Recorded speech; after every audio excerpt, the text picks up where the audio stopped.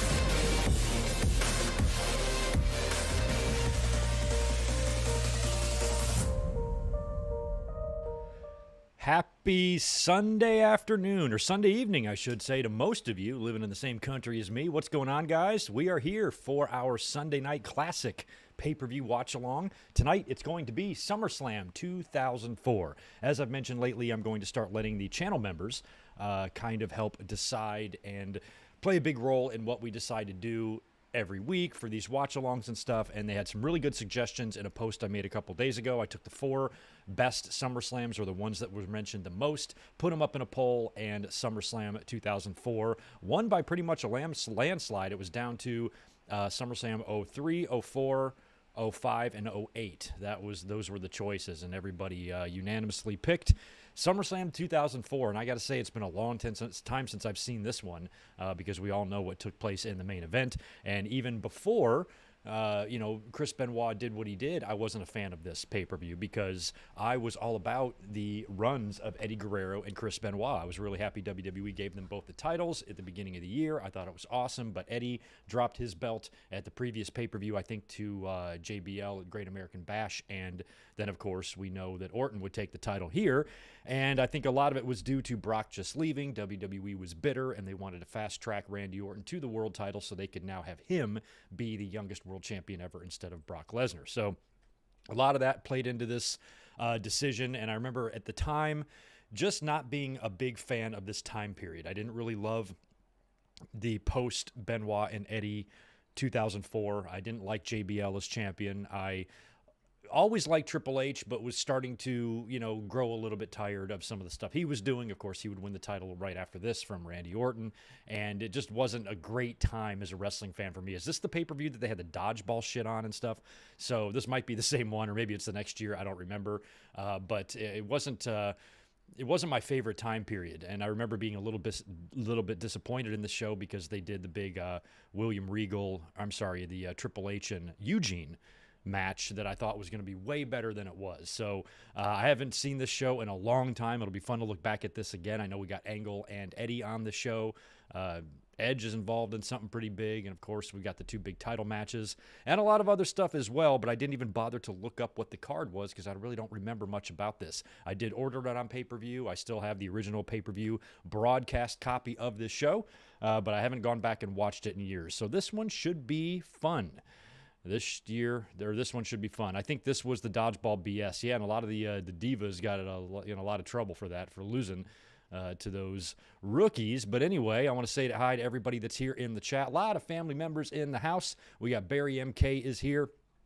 Isaac, We Are Pro Wrestling. Ray, Big J, Victor, Mike Witt.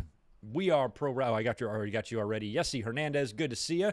Andy Linnell, 30th Century Homer, AJ Daniels and David Brown, and Zach Polgett. Good to see Monkey Wrenches and family members in the house joining us today. The Juliet is back. Alan Carter. Deshaun Robinson is here. That is awesome. We've got Ratnick, and of course we have George Morris, who never misses a stream. Thank you very much, my friend, for the $5. Hey, Greg, how are you doing? And how are your cats? What is up with the original TV lineup on the screen? SummerSlam 2004, 0 out of 10, just horrible. Well, hopefully it won't be that bad because we got to spend the next 2 hours and 42 minutes watching the show together. I just thought it would be cool to do, for the countdown screen, to do the old preview guide, because you used to have to order pay-per-views off of that. As a matter of fact, back in the day, in the 90s, the free-for-all, which would become the pre-show or the kickoff many years later in WWE, used to air on the preview channel in that little right-hand corner box there, and they would run like a 30-minute pre-show for the pay-per-views back in the day. So I thought that would make a fun little throwback countdown screen. We got Trayvon Williams in the house. Rodrigo's here. Gilbert's here. Hassan Terrell is here. Emilios, Just Bucks, anybody else that I missed, I apologize. Oh, Nick Musser, good to see you as well. And Ben Espinoza, are you watching this shit on DVD? I just saw your tweet saying you got your DVD ready, so I'm curious how that works in terms of following along. I'm sure when you hit play with all of us, you're pretty close, but Peacock can be different, so I think, or I hope it all works out for you just fine. And yes, this is the show with the dodgeball. Wonderful. We Are Pro Wrestling says this was the show with the Divas Dodgeball, where the Raw Divas went to Wrestlers Court over it, as well as this was the show where the crowd turned on the bulk of the baby faces. Okay, so this is what is this, Toronto? Is that where they were? I don't even remember where they were for this one. I think it must have been Toronto. But yeah, that was getting into the time when the fans were doing that. This would have been right after Edge's return as well, so he's probably booed here, correct? That might have been. Is this the show that he was referencing, or is that Is that Unforgiven? Is this the show that he says he came out in his hometown, he got booed, and then after that he kind of started transitioning into heel? I don't know if this was it or not, but it might be.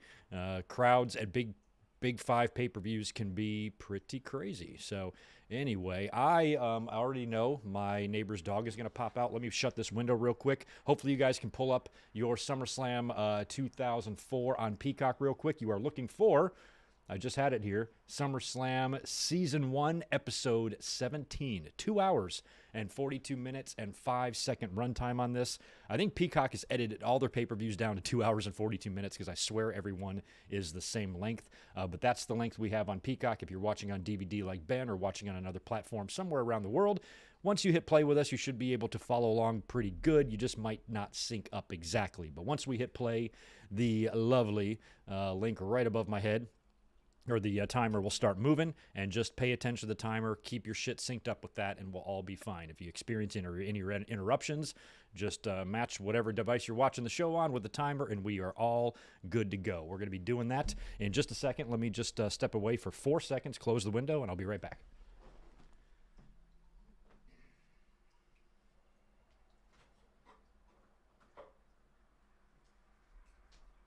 All right, there we go.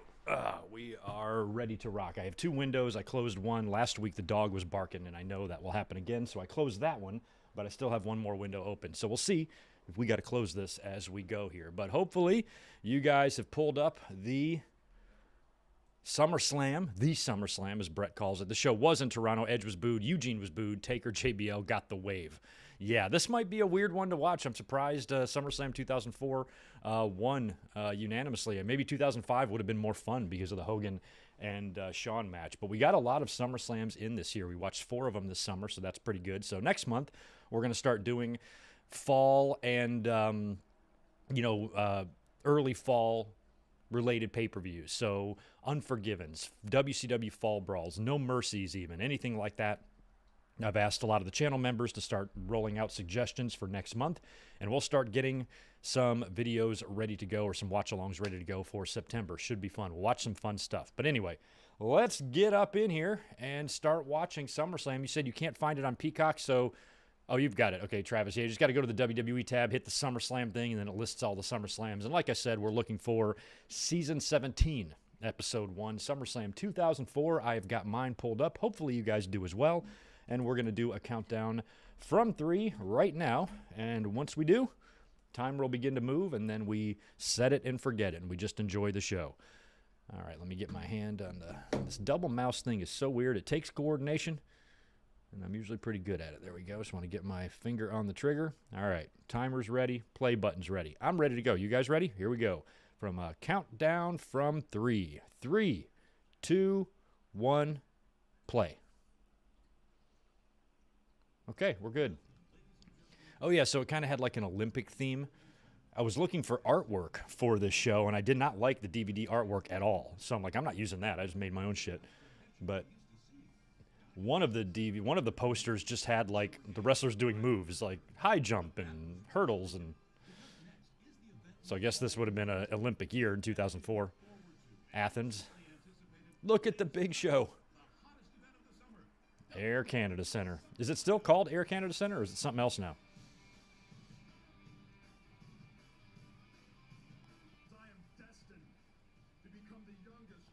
I don't know if this is a... I don't know if they've dubbed over any music here. I don't think they have, but I don't remember. It's kind of weird sounding music. By the way, cheers. I'm still drinking these skinny little Stellas. Once these are out, I'll go pick myself back up some Broken Skull lagers.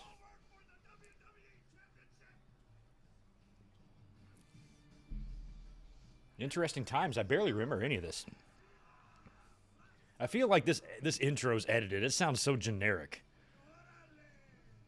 Did they really go with this? Oh my God, Maria. That's where she came from. Scotiabank Arena now. Right on. They just had a show there. I should have known that last Monday, right? Yeah, I didn't like that one either, Ben. The Undertaker, JBL, Benoit, and Orton one. I didn't, when I was looking for like artwork and stuff to use, I'm like, I don't like any of this. So I just said, fuck it, I'm not using any of their stuff. Create my own. The build to Eugene and Triple H was so good. I was looking forward to the match, and then I just didn't feel like it paid off the way it should have.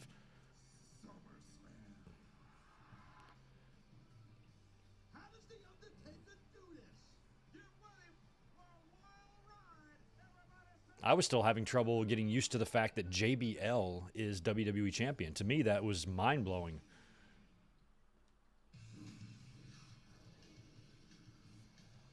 Do not skip that intro.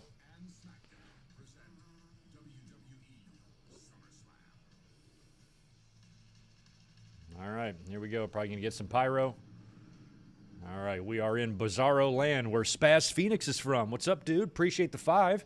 Go shoot Spaz some love over on his YouTube channel. He's got a cheap plug for us. Last episode of the Triple H era drops tomorrow at 10 a.m.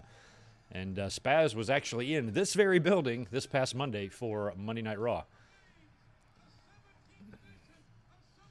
Oh, no kidding. It was Summertime Blues was the theme, and they edited that out. Of course they did. Maybe Triple H will bring back Eugene. No. As a trainer, maybe, but not as a character.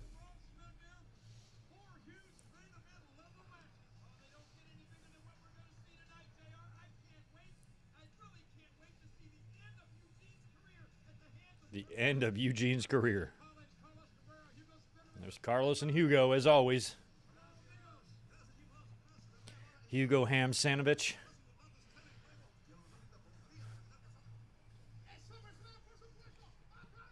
Hugo's excited for SummerSlam.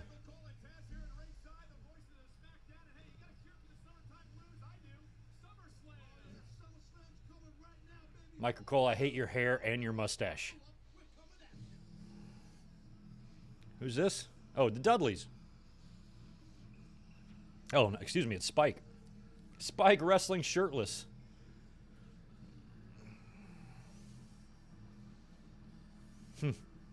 And he's with the Dudleys, too. This is kind of cool. Now, again, I got to question the music here. This was not the Dudleys' theme at the time, right? Did they go back to this or something? Or is this dubbed over with whatever forcible entry theme they were using at the time?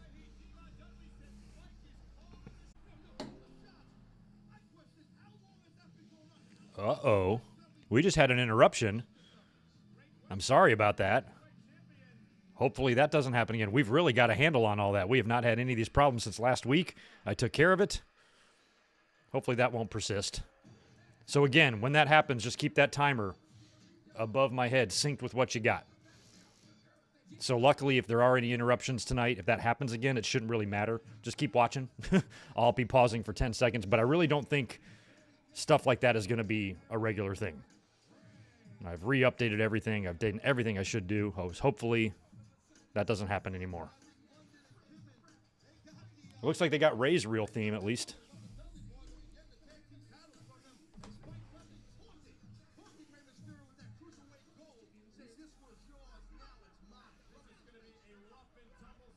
Well, knock on wood that doesn't happen again.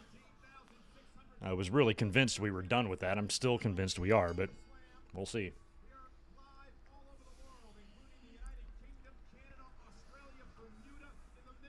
So this is Billy Kidman, Ray, and who else?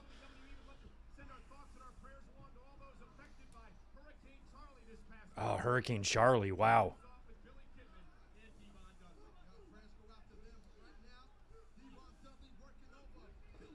Paul London. Okay, so it's Paul, Ray, and Kidman. That's interesting.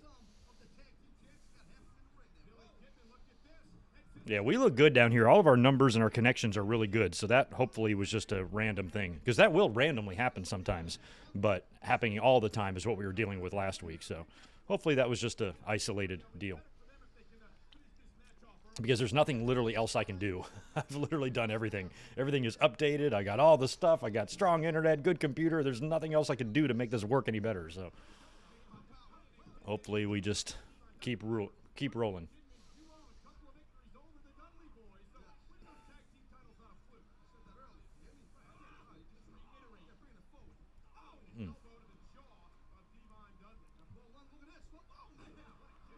Was London and oh my God, was London and Kendrick a thing yet, or were these guys like singles?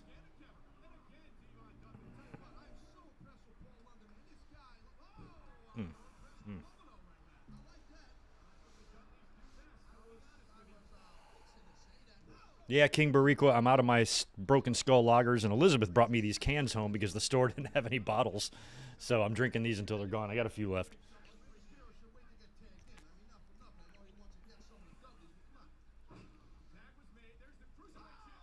Damn.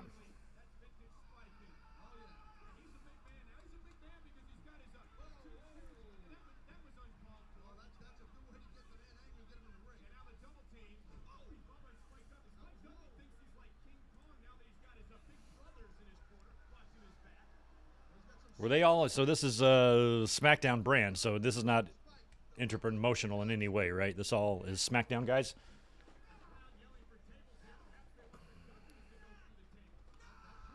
Oh, London and Kendrick didn't become a thing until the following year. Okay. Some of these years, like 03 through like 08, they kind of jumble up with me. My eye was a little bit off the ball back in those days. Maybe not so much in 03, but definitely 04, 05, 06, 07, and 08. And 09, really. I wasn't paying crazy attention those years. I watched most of the pay-per-views. Would watch bits of Raw, read results on the internet, but I wasn't, crazy about it. So there were some stuff that I missed, or there was some stuff that I missed.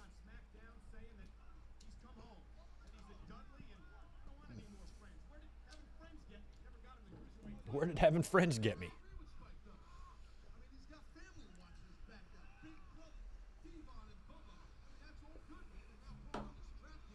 Yeah, that's right, Ray. In about a year, Dudley's would go to TNA. Was it 06 that they went or 05? Because I swear they were they gone by 06? Because I know they did ECW. Oh, maybe they did ECW One Night Stand, and then after that they were gone, right? I think that's what it was.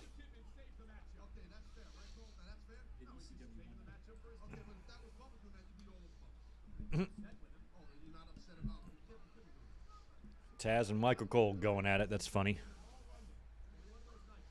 I don't even know what Paul London's up to these days. Does he still wrestle? I mean, I haven't seen him do anything. I've never seen him turn up anywhere. I don't know if he's been on any Impact stuff or working any dates. I mean, his style. I mean, he's quite older now, but feels like it's been 15 years, right? 15 years since he left WWE, so I have no idea what he's been up to.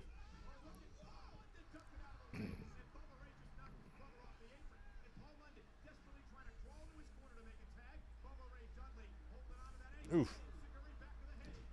Yeah, like when I would watch a pay-per-view, Barry, like I had a general idea what was going on. I just didn't need to, I wasn't watching all the shows. Like I knew who was feuding. And plus on all these pay-per-views, they give you a comprehensive recap of every match before you go to the match, They let you know, they show you all the highlights of the build. I mean, you can,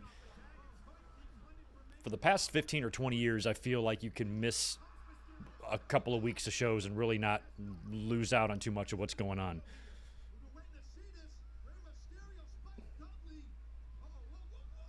Big flapjack. Oof. It's an interesting opening match for SummerSlam. Second opening match, right, for Ray in 3 years? What opened SummerSlam 2003? And the year after this would be that crazy ladder match, right?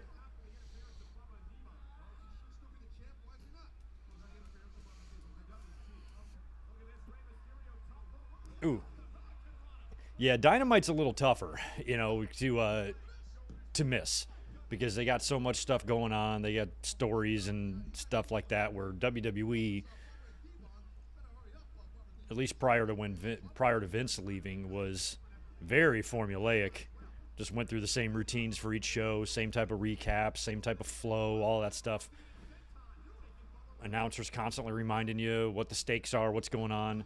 It was really hard to get lost with WWE where, AEW this past summer, this summer I had to miss a couple of Dynamites in July. I was on vacation. It was really busy. And I think we took 3 Dynamites off.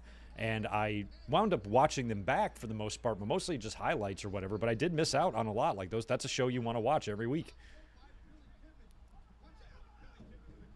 But I can miss an episode of Raw, even now, even with Triple H. I can miss an episode of Raw and be completely caught up by the following week. It's the BK Bomb.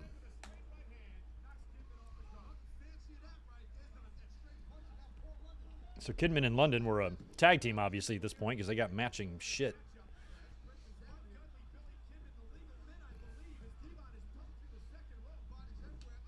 goes Bubba. Oh, La Resistance, as Stone Cold calls them. The Dudley Boys versus La Resistance. I fucking hated La Resistance. Was that Paul London just flew, right? Ooh, heart attack. A heart attack by Ray and Ed and Billy. And a 619. Ray rocking the Carolina Blue tonight. Spike ate that hard. Oh, perfect. And he flew all the way to this other side of the ring in perfect shooting star position for Billy. For Billy Kay. That's what we should call him, Billy Kay. Oh, Devon.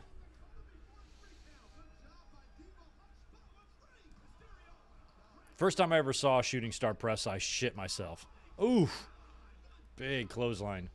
Now everybody can do one, but now people can do them standing up.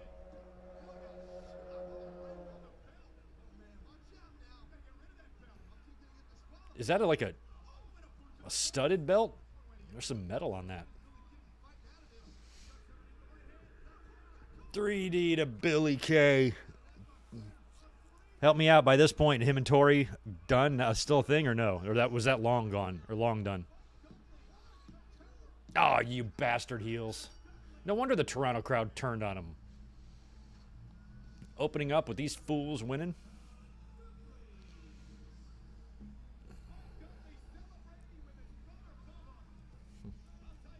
Oh, Paul thought the deal from AEW was unflattering. Well, I haven't seen the fucking dude in 15 years. I don't know why he would expect any command any sort of major price. I like Paul London and everything, but he seems like a guy I'd probably just take anything he can get. She was with A-Rod already by this point, Gilbert? I thought A-Rod came way later. Like 2008 or 9 or something like that. Or even later than that. I might be wrong, but this was still early, I feel like, with Tori.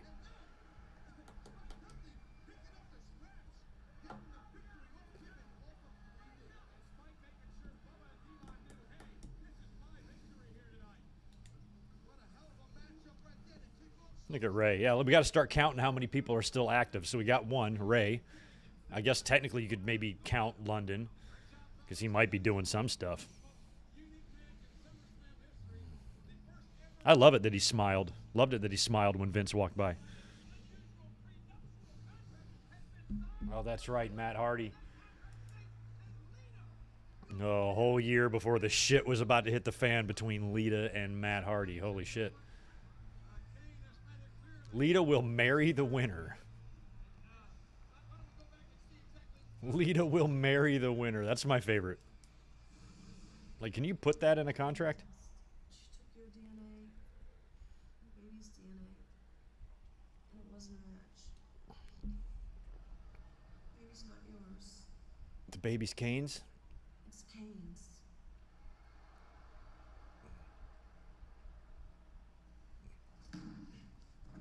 So what does that mean? I forgot. Is Lita saying that Kane unwillingly impregnated her?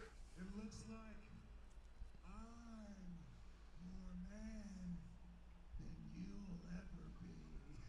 So contracts made it official. Matt Hardy perhaps had the final word last week on Raw. So I think Lita ends up staying with Kane, I believe, until the Edge thing happens. And then I think they do a match with Edge and Kane or something, right? Where Lita joins Edge or whatever. Because they figure they better turn her heel since the whole world knows now.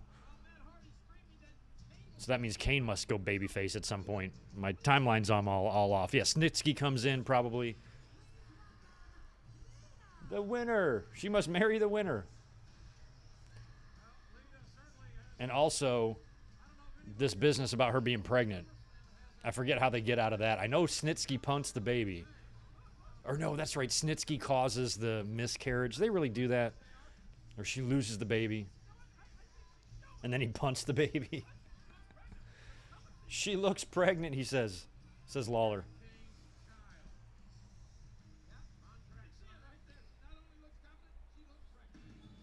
Not only does she look confident, she looks pregnant. That's hilarious.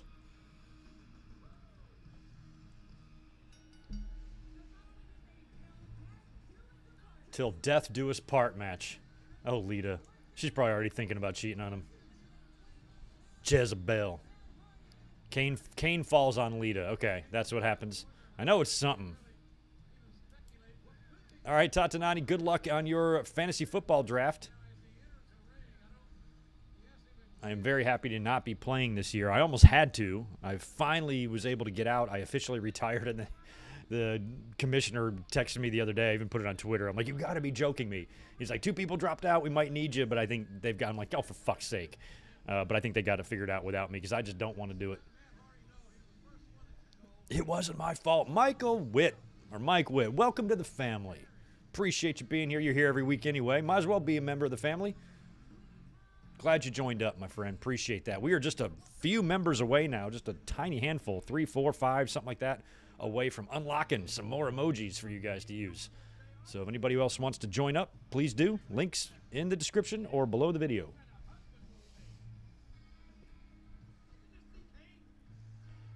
So this must be really close. So Matt should be on the verge of getting injured here too then, right? Because he'll have to take time off, and then Kane will wind up kind of going babyface or something because of the Snitsky stuff.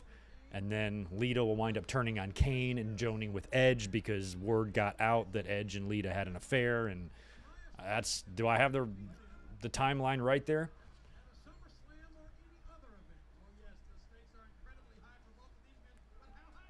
Ugh. Look at Lita. Don't be jumping up and down, Lita. Don't be shaking the baby.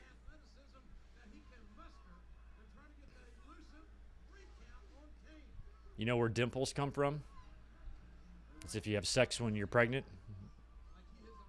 The cock dents the baby's face. Just and then it makes a little dent. That's where they come from. It's science. It's science. It's science.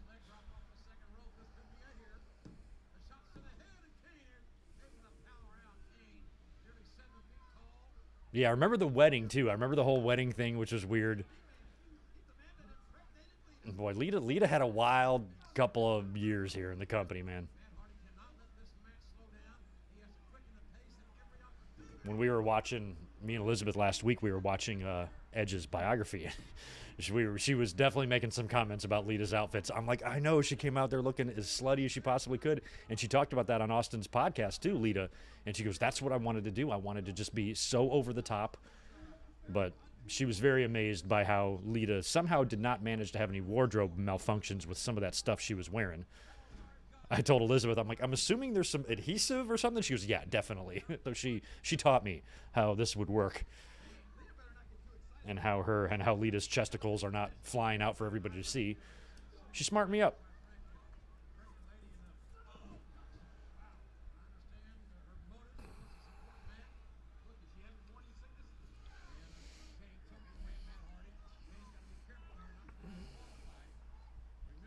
I wonder if S.A. Rios visited the canyon before it became grand.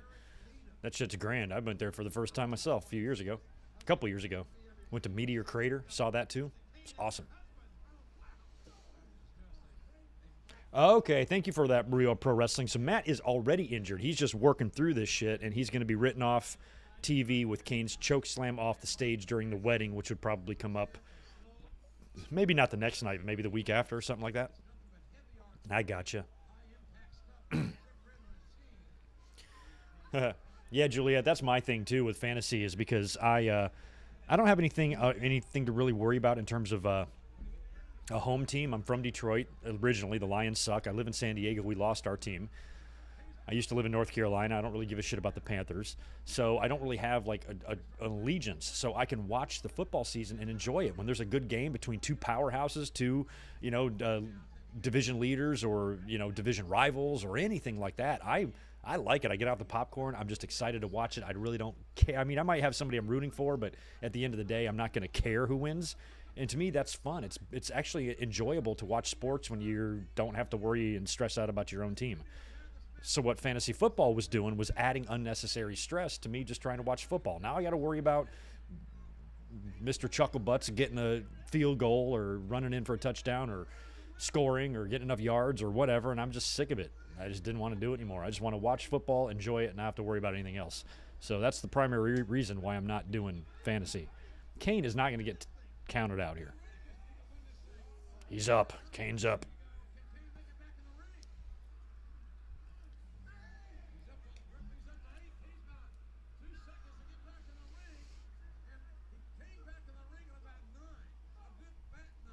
A good fat 9. Lita's got the bell. What are you doing? Is this no DQ? Is till death do us part? No DQ? And look at this smart Lita. Look at there. Smart move by Lita. Damn, he nailed the mayor with that. Holy shit. The wedding is August 23rd. All right. What's the date on this?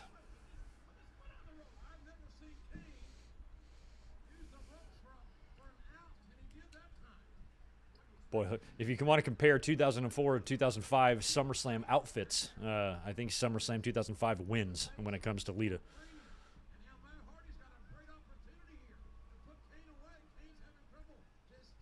Yeah, Kane, you better get up. Kane looks very lean. Looks good there, doesn't he? Kane was always in such good shape.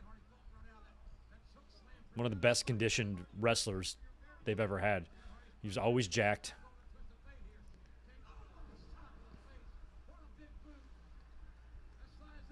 It's like he didn't have quite as good of a look as Kevin Nash and Sid. I mean, the Kane gimmick did, but, you know, just bare bones. Nash and Sid were better looking than Isaac Yankem, you know? But Kane was so much better than both in the ring.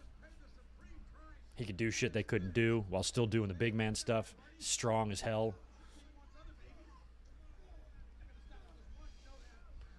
WWE fan, appreciate the $5. What's my favorite Kane feud that's not with The Undertaker? Well,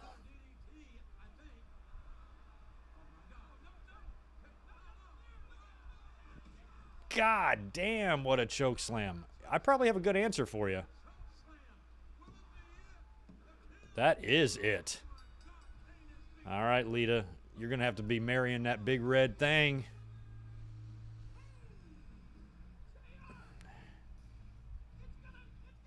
It's going to happen. God, you know, I have a lot of Kane feuds that I like. I'm not sure which one my favorite one is. I even like the little mini one had, not the Katie Vick stuff, but prior to that, the year before he had with Triple H. They wrestled for the IC title in that chain match. That was very good. The stuff he did with X-Pac was good.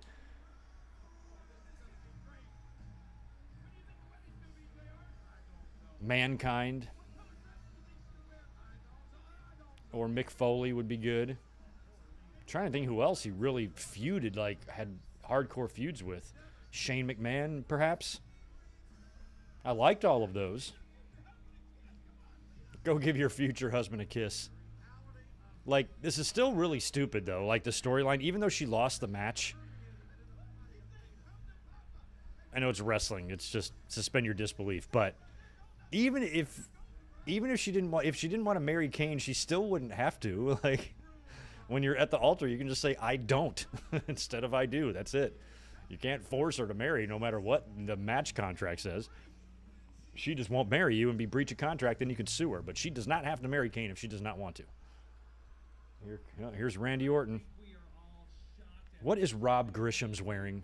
Rob Grisham's. Todd, why would anyone be upset? Okay? Tonight is a night for celebration. SummerSlam 2004 is going to go down in history, okay? Because one of the Oh, yeah, I kind of like the Jericho feud, too. youngest, most charismatic, and best looking WWE superstars is going to ascend to greatness tonight. Tonight will be Uh-oh, what's this? Oh, hello, Cena. Look, Jesus Christ, we got Cena and Orton right here in 2004.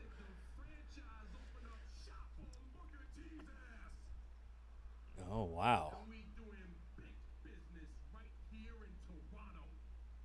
During this time, WWE, I still still saw more dollars in Randy than they did in Cena. Charismatic superstar in WWE. Randy Jr. See to it, he gets some wristbands, visor. We can get you some merch. You gonna look nice. Randy Jr. And I know you got fans out there. We're gonna see how many fans you got out there. Got out there. T-Doc, you hear me? You get like a prison accent. You see how many fans you got out there? Randy Orton. Ooh, they don't like him. Is Cena a face yet? I'm gonna try another one. Oh, yeah, he is. Hey, yo, T-Doc. Tonight, is Randy Orton gonna beat Chris Benoit for World Heavyweight? Chris Benoit.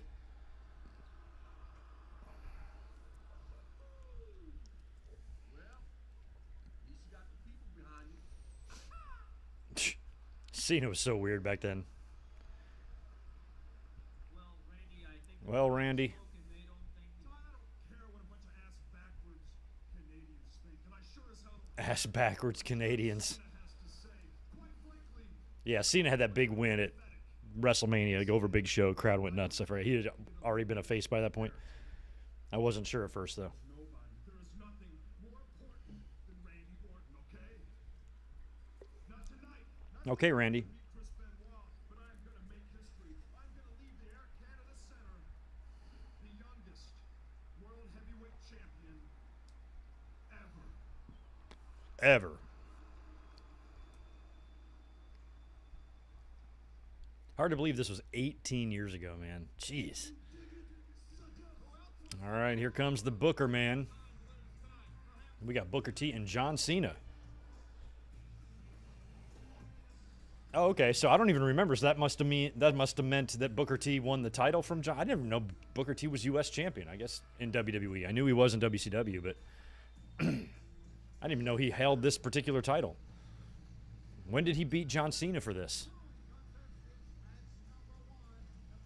Oh, match number 1 in the best of 5. Oh, okay. So this isn't even a title match. It's best of 5.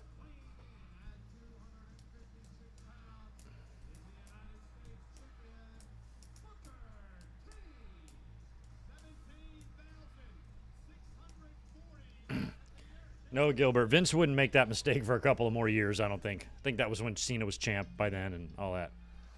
Oh, the old Word Life theme.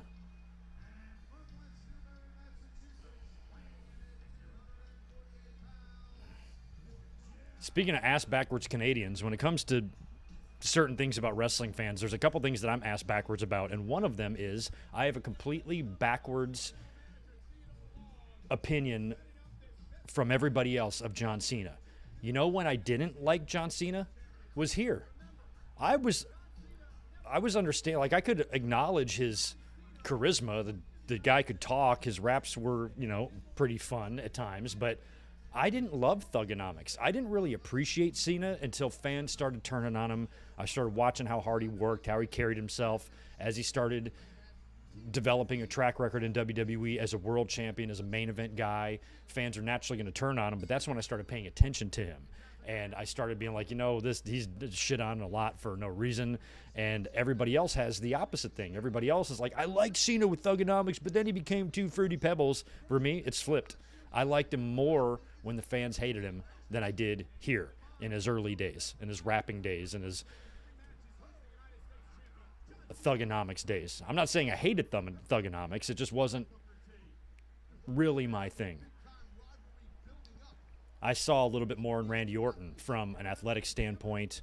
He had a little bit more height. He definitely had the look. He resembled a little bit more of like a star, the level of The Rock or something, than John Cena did. But that would quickly change as John Cena, he didn't make the same mistakes that Randy Orton did, and Randy Orton had some trouble and allowed John Cena to leapfrog him and, to get in the driver's seat of being the top guy, the poster boy, when I think at this point, the hope that person was going to be Randy Orton. And Batista, too.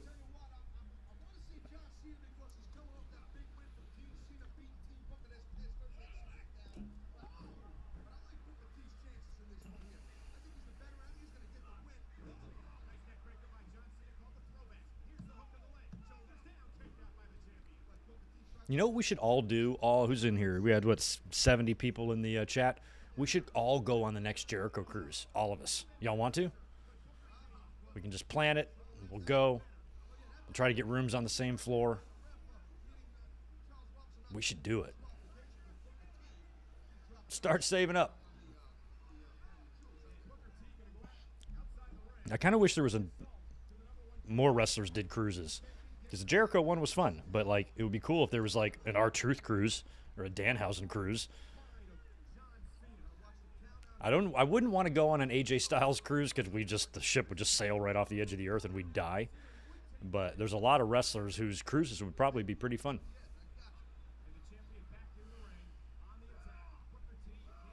Yeah, when we went in 2020, it was a blast.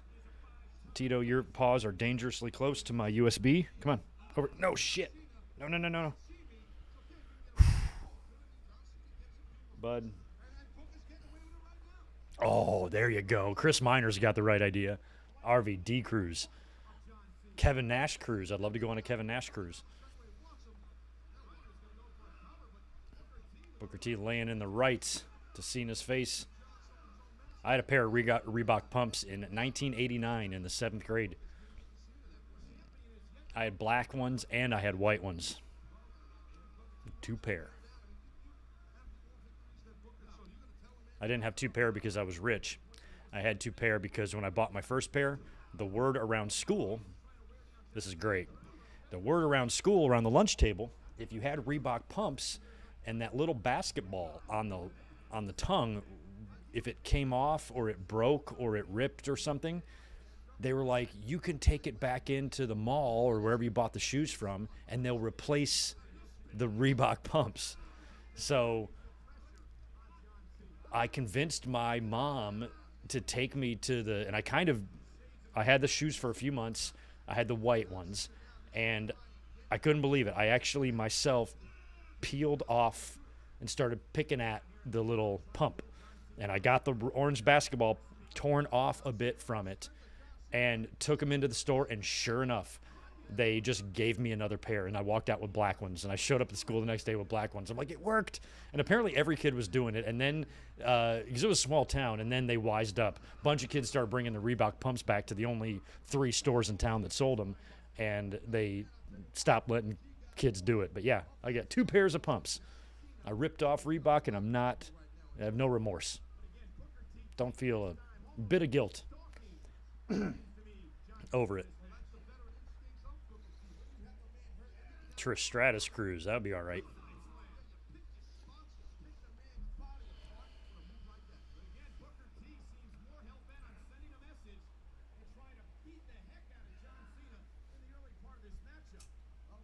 I'm guessing that Cena wins this best of 5 eventually.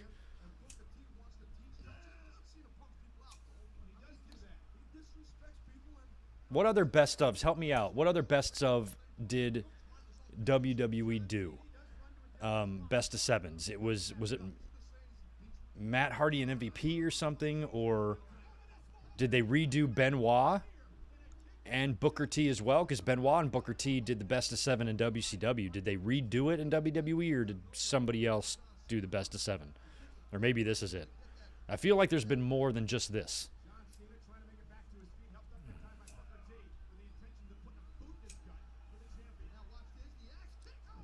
Okay, so Benoit and Booker did do it.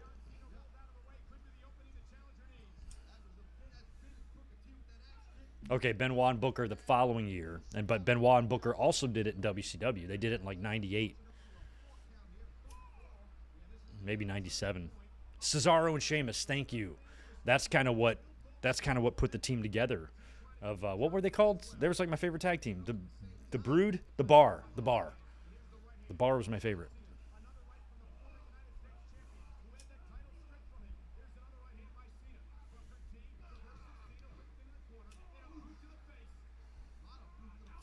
A lot of boot to the face.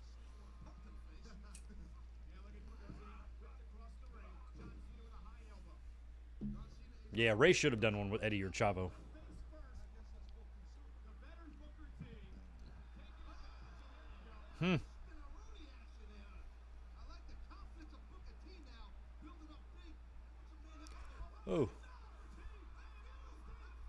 Oh, he got the FUs. Cena going to pick up the first win?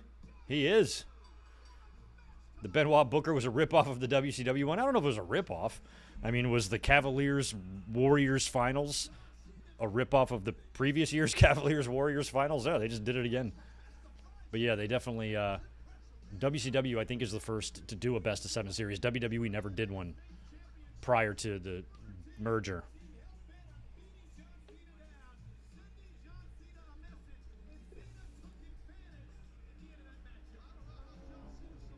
Word life. Boy, I hope John Cena doesn't own the rights to his music and he leaves one day. We're going to have a whole lot of crappy sounding music dubbing going on.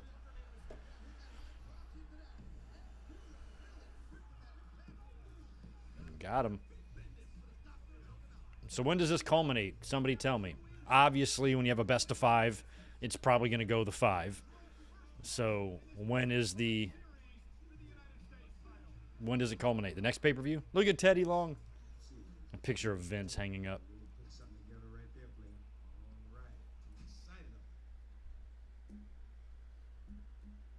Oh, Bischoff. What can I do for you, player? Theodore R. Long, that's me. Just thought I'd stop by and congratulate you. New position as general manager of SmackDown. Very, very proud. Things are done. Very proud. So Teddy just got awarded that position? Like every time we have one of these Raw, SmackDown joint pay-per-views,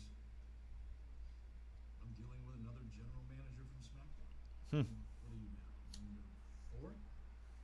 So it's been Stephanie McMahon. Stephanie Kurt Angle, I think, right? Paul Heyman. What's up, K-Dog Scannell? Good to see you, man.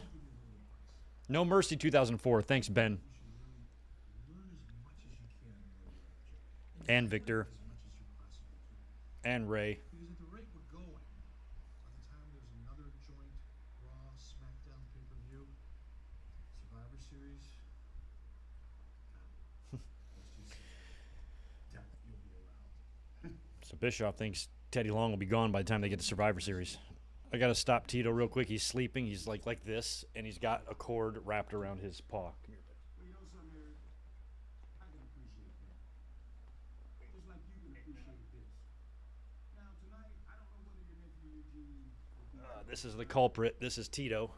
Say hi, buddy. whether you'll ever succeed in getting rid of it. But I do know this, player.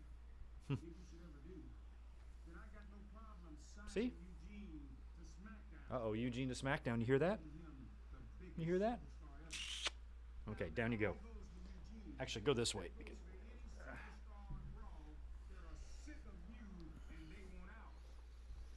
That's right. Vince had Angle come in to do it, which was kind of weird, and then fired him. GM job went to Teddy after that. You had a holla, holla, holla, Eric.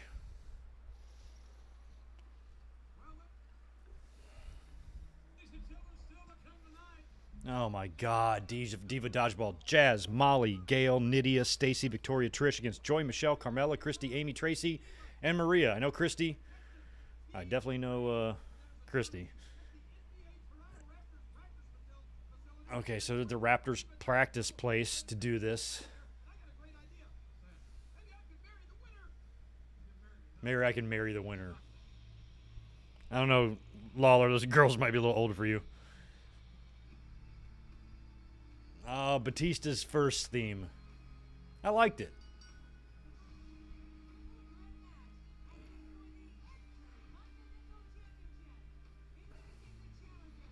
Man, Batista, I swear, you keep working out. Eventually, he'll be able to have one of these. Just keep at it, man. Just keep pumping iron. Keep eating, dieting. Takes discipline. The animal.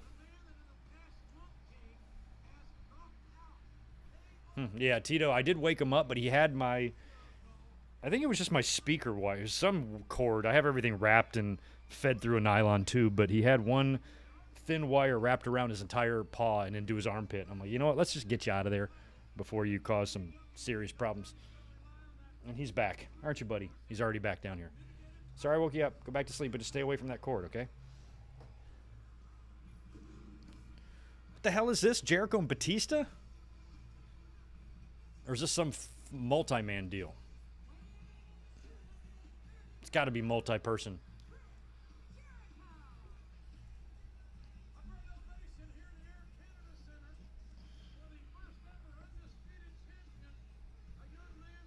I love that I don't know what this match is.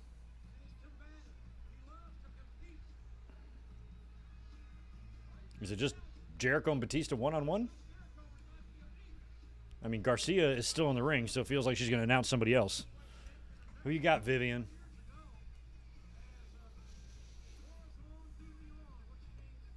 Oh, this is a three-way IC match. Oh, okay, must be Edge. Is Edge champ?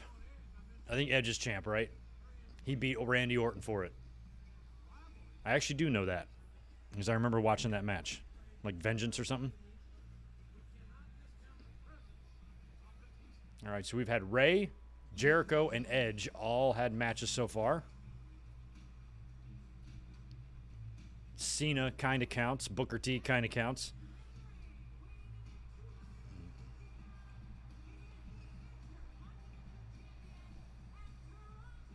Okay, so this is the show. Well, he's getting a good ovation here, but I'm pretty sure this is the show where he said that he didn't really like his the response to him.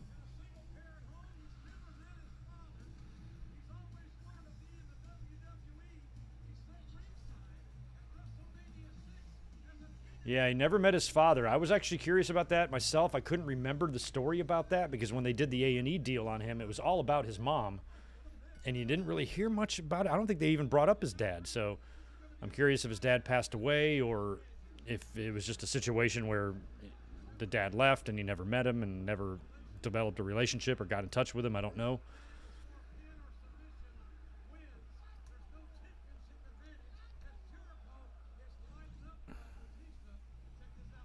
So Batista attacked Edge early on. Dixie Holmes, live stream WrestleMania 22. You know what? We're going to put that on the list for WrestleMania. The way we do the watch-alongs here is we try to watch stuff that's relevant to this time of year. So in August, we watch SummerSlams. In September's, we watched Unforgivens and Fall Brawls. And in October, we'll watch Halloween Havocs, November Survivor Series, things like that. But as I told the members in my last post, I also kind of want to do implement kind of like a wild card type of thing where if I get a good enough suggestion, like a good Mania or a good Royal Rumble, we'll watch it no matter what time of year it is. So we'll have some wild card weeks where we're not always going to watch a September pay-per-view or whatever, or any pay-per-view that's usually held that time of year. But when we do it that way, it makes it easier. That way you have a smaller pool to choose from. You don't have to pick a pay-per-view out of all of them. Just try to narrow it down month by month. And, we've done 45, I think, watch-alongs since we've started this. So we'll get through a lot. But WrestleMania 22 we have not watched yet, and that one needs to happen. So we'll either do that next year or we'll work it in for a wild card week. September might be a good month to have a wild card week, actually, because there's only so many good Fall Brawls and Unforgivens, or ones worth watching.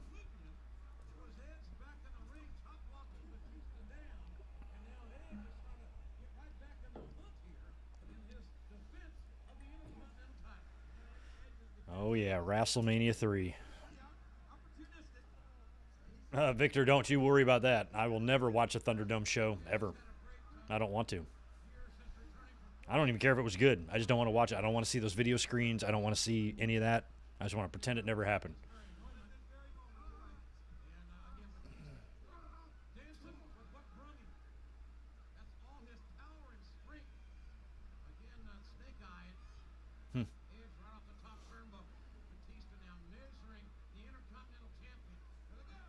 Yep. Jericho's got Batista.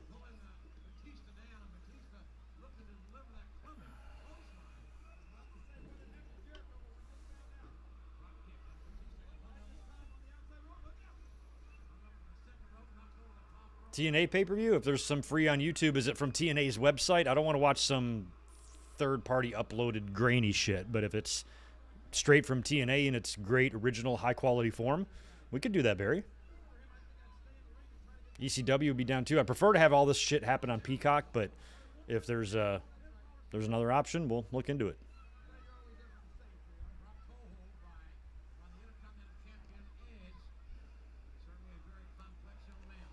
A very complex young man. Ooh. It's funny seeing Batista with that much hair, you know?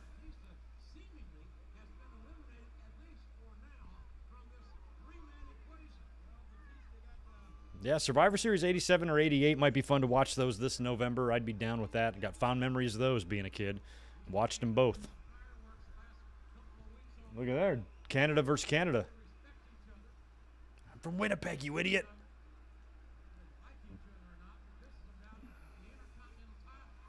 I met these two guys on the side of the road 5 years prior to this at a car accident. Jericho had like literally just come in. He was there a month. I congratulated on his awesome debut. Welcomed him aboard to WWE. He was very cool.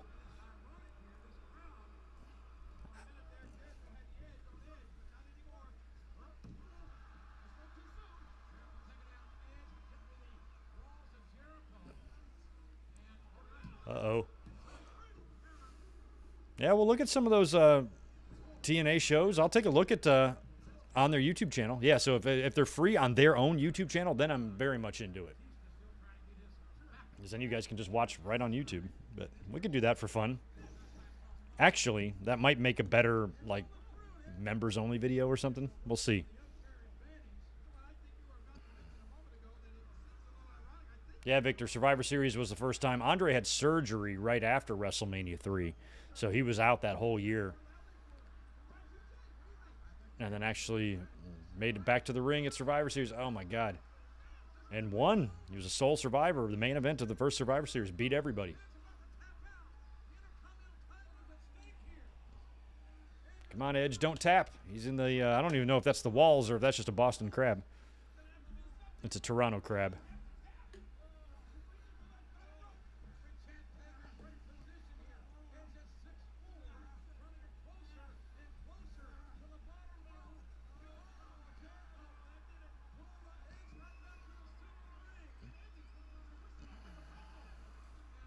Oh, attacked by Batista.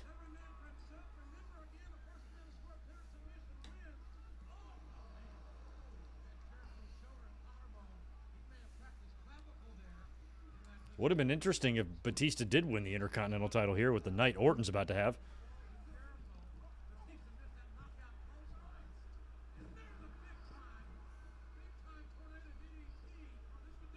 That was not a tornado DDT, Jim Ross.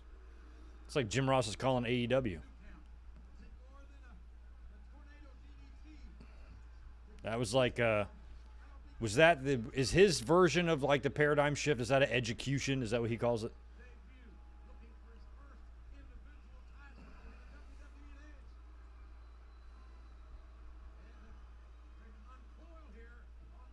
Oh, Jericho intercepts the spear. Not today, Satan. Oh, big spine buster. Jesus. Quiver your liver. I'll make you live a quiver. Execution. Yeah, I knew it was the execution.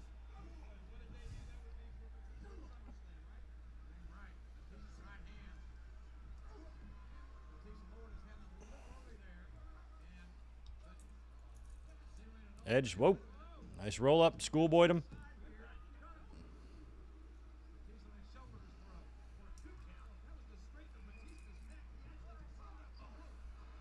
All right, Batista's out. I'm pretty sure Edge retains here, but I'm not 100% sure. I really enjoy watching a pay-per-view that I don't remember. Unless, like, when I'm putting together my thumbnail and stuff, if I come across matches or something, I might see some stuff. But otherwise, I kind of like not knowing. And, like, it's been so long, I kind of forget who wins a lot of these matches. It makes it more fun. I'm like, I have no clue what the finish is here. I'm pretty sure Edge is going to keep the title, but I don't know how. I don't know who he pins. I don't know what the fuck happens. Might just be a spear right here. Nope. Bulldog. Canadian on Canadian violence. You hate to see it. Hopefully one day we can move on from this and learn to love each other. Oh. That was a weird looking, that springboard dropkick Jericho always does look weird. There's a spear. That's probably going to be ball game. Thanks for coming, Jericho. We'll see you next year when you lose to Cena and leave the WWE. Yeah, they're not that happy about it. He's talking to the crowd, too. He's like, all right.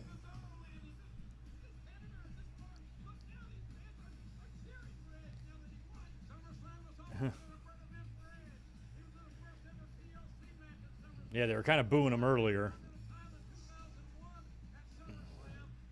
But Edge definitely noticed it. You could tell. Like, he credits this night with, you know, really kind of lighting the fire under him to go in that heel direction.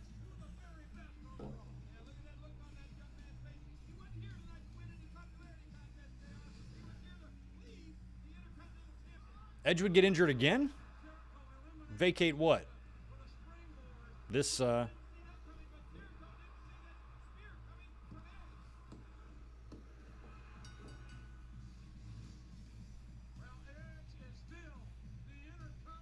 yeah, Joe James. Night of Champions might be good. A lot of those are a little too recent for me, though, but definitely could do some Unforgivens. I still got to do Unforgiven 1999. I don't think we've watched that together, and I was at that show. That was the night that I met Edge and Jericho. I don't think I've watched that one yet, so we might have to do that one next month. We probably will. We're gonna watch, or did we watch it last year? I don't think we did. But the Kennel from Hell is on that show. Eddie and Angle again. WrestleMania rematch.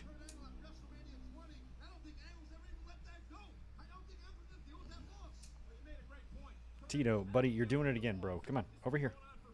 Over here. This way. You got my foot? What you gonna do to it? Oh, bite it. Okay. Yeah, thanks. Ow. Batista and Farouk do the best spine busters? I don't know, Gilbert. I don't know how you can leave out Arn Anderson. Yeah, Mike, we're definitely, next month for sure, we're doing one Unforgiven and one Fall Brawl for sure. Just not sure if we'll do all Unforgivens and Fall Brawls. Tatanani, we did Unforgiven 2001 last year. It's already done. We did it 1 year ago.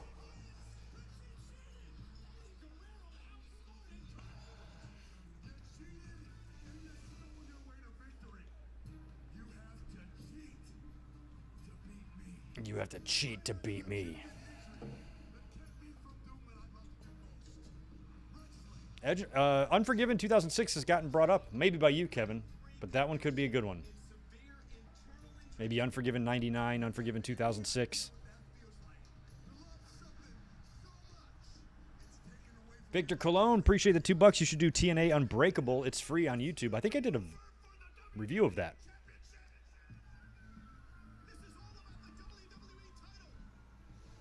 Who's this?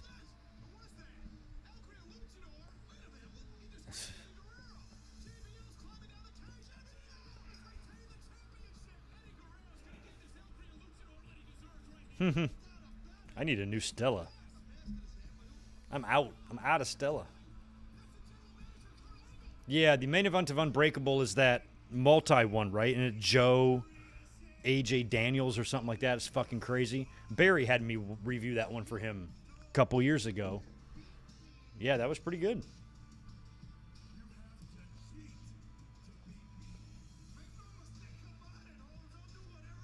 Make no mistake about it, Holmes. I don't call enough people Holmes. I need to do that. I call all my friends homies. I do use homie. I still use homie to this day. Whether it's a guy or a girl, if they're my friend, they're my homie. My best friend who lives back on the East Coast, whenever we text each other, she always starts it out with a hi. What's up, homie? I'm like, homie. I've always been a fan of the word homie. But I don't use Holmes enough.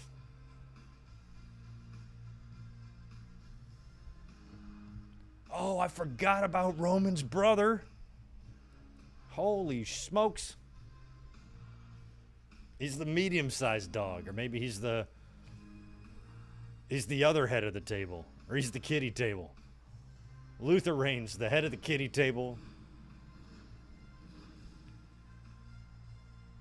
and the runt of the litter. He's not the runt of the litter. He's fucking huge.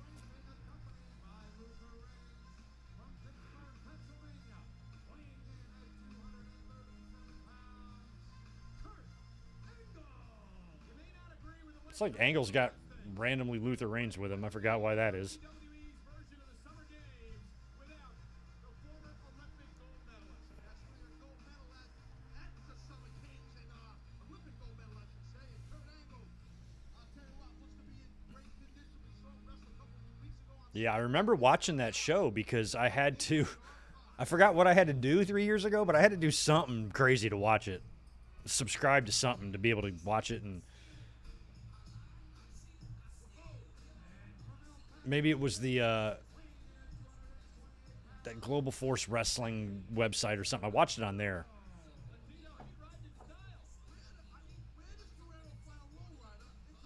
Where does Guerrero find a lowrider in Toronto? I don't know, man. I loved his cars.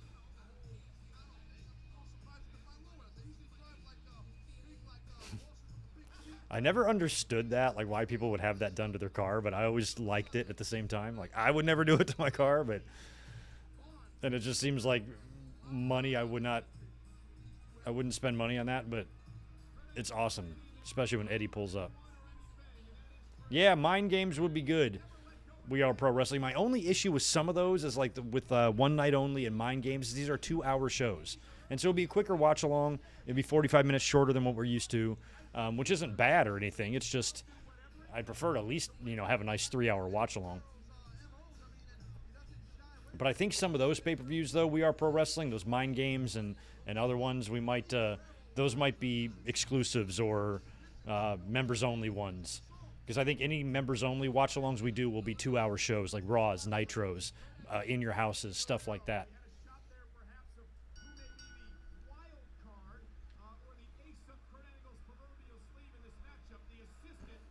We could always do 2 of them back-to-back. We could do Mind Games and Buried Alive back-to-back one Sunday. Might be fun.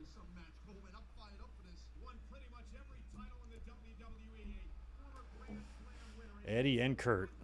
This right here is a match. Now, this is right around the time as well. What was the year that these two guys kind of got in the scuffle? Angle and Guerrero, I think, got in a little fight backstage once.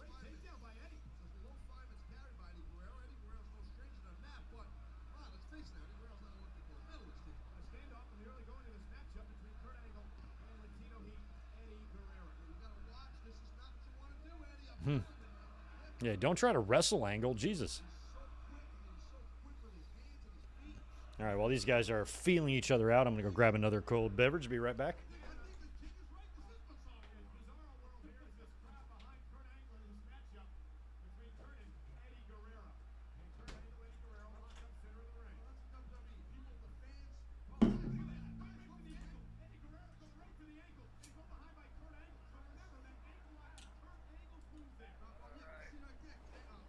I'm back.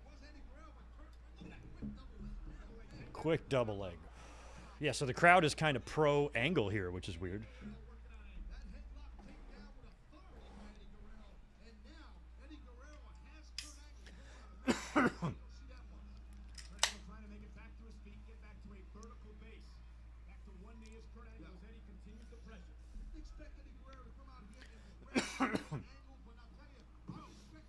Is that Foley's flannel back there? No, that's actually a flannel blanket that I lay on that end of the couch because Bub is very old and he's sick sometimes, and so we like to line the couches with blankets. That way if he throws up, I can just take the blanket and throw it in the wash. So I usually have like that blanket, which pulled a little far, and it makes a little tent. He can go in there if he wants and stuff. But otherwise, if I don't have that over top of it, you guys would be looking at a pillow and like 2 discolored blankets. So I just kind of lay that over on streams to give you guys, there's no eyesores,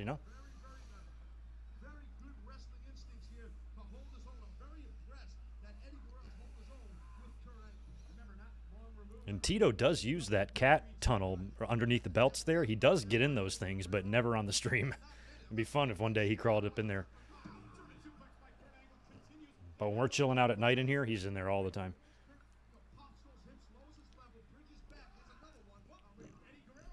Nice. Oh, that's kind of like similar to what they did at WrestleMania 20.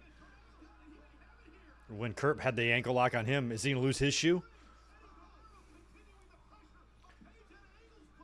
Yeah. Look at Brian Hebner.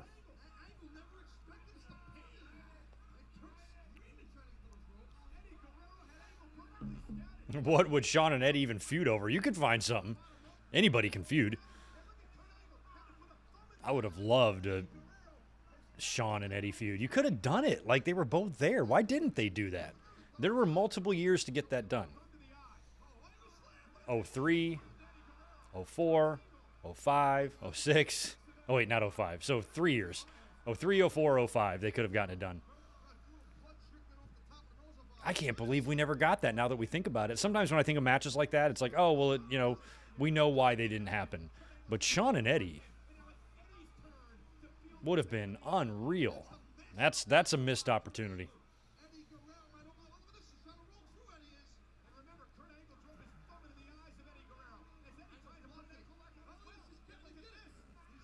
I don't know if there's any history between the Guerreros and Jose Lothario, perhaps, or something. I don't know what they could tie in there, but that's a shame we didn't get it. I don't even think we got a match out of those two, did we? Did we get a rando between those two guys on Raw or anything like that I don't know about? They were never on the same brand. Even though they weren't on the same brand, I thought you could do it, They did that Eddie and Triple H match during the draft, remember? Like maybe a draft situation. Just give it to us. It's a shame. It's a damn shame. Eddie, HBK, SummerSlam. Ugh.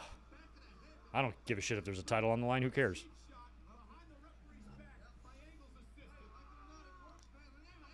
Wow, Joe. I was about to say maybe they crossed paths in a Rumble, but apparently Eddie was eliminated in the 05 Rumble right before Heartbreak came out. That's a shame. Damn. We never got Eddie and... I don't know why this is just dawning on me 20 years later, but damn. They never even attempted to do Eddie and Sean. And they could have. Who knows? Maybe Sean felt like it wasn't a feud he wanted to have, but why not? God.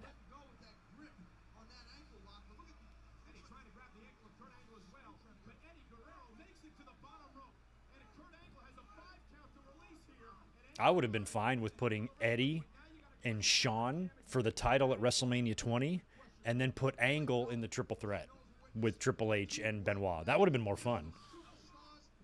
Not that Eddie and Angle, the match wasn't good, but God, you could have done it, man. God. But back then, the brand split actually meant something. So if you weren't on the same brand, you just weren't going to wrestle those dudes. We're now in WWE. If they want to do a match, they're going to do it. No brand split will stand in their way. It does not matter. Ugh. God, these guys are brutal. Tito doing yoga down there. I wish you guys could see him. When he stretches, no shit, he's 4 feet long. Because he just stretches from paw to paw. He'll stretch completely out. His back paws and his front paws. Maybe I can take a picture of him real quick. Damn, that's like an STF Boston crab. Or STF camel clutch. That's gnarly.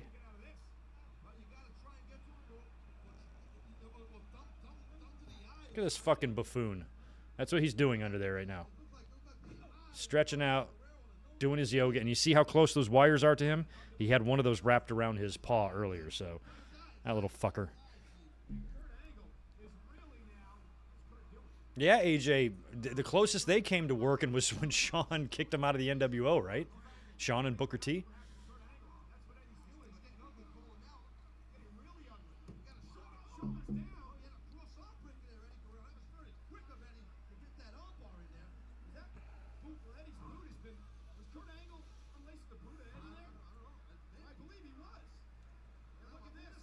Ooh.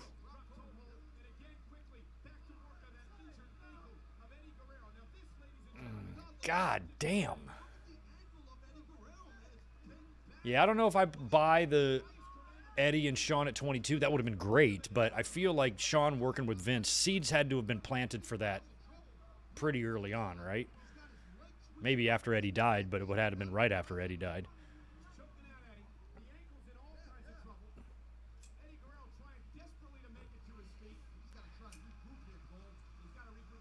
But Eddie and Sean at 22 would have been pretty awesome.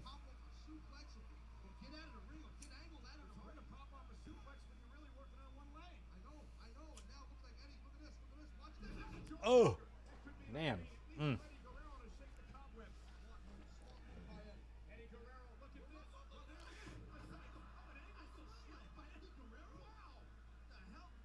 right. Angle slam. You going to cover him? No, he's not.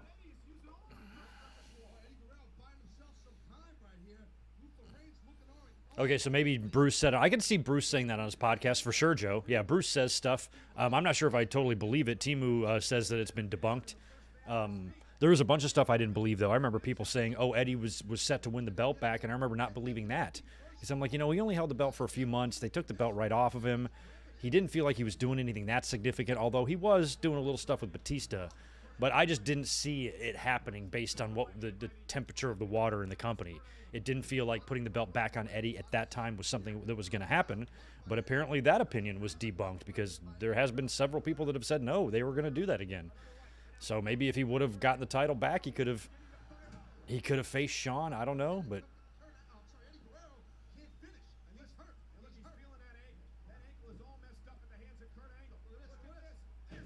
Batista would wind up getting hurt too, I believe, during that or shortly after. I think. I don't know. Can he pop 3 off? So his shoe is off again. He's still going to hit the Three Amigos with an untied boot. That would drive me nuts. I can't have a regular shoelace untied. It drives me crazy. I could imagine wrestling boots. You're going to go to the top? Be careful, Eddie. Jesus.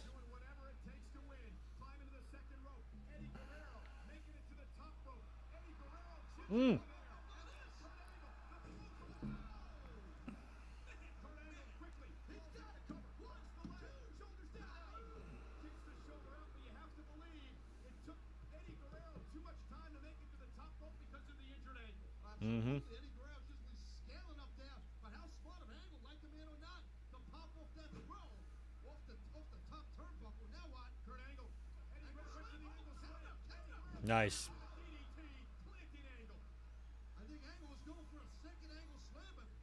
Luther Reigns has been pretty much a non-factor here, but I think that is going to change. I don't know who wins this match. I actually have legit no idea. Oh, missed the frog splash. Damn. It's got to hurt. It's got to hurt the crotchal region. Hitting a frog splash, missing it.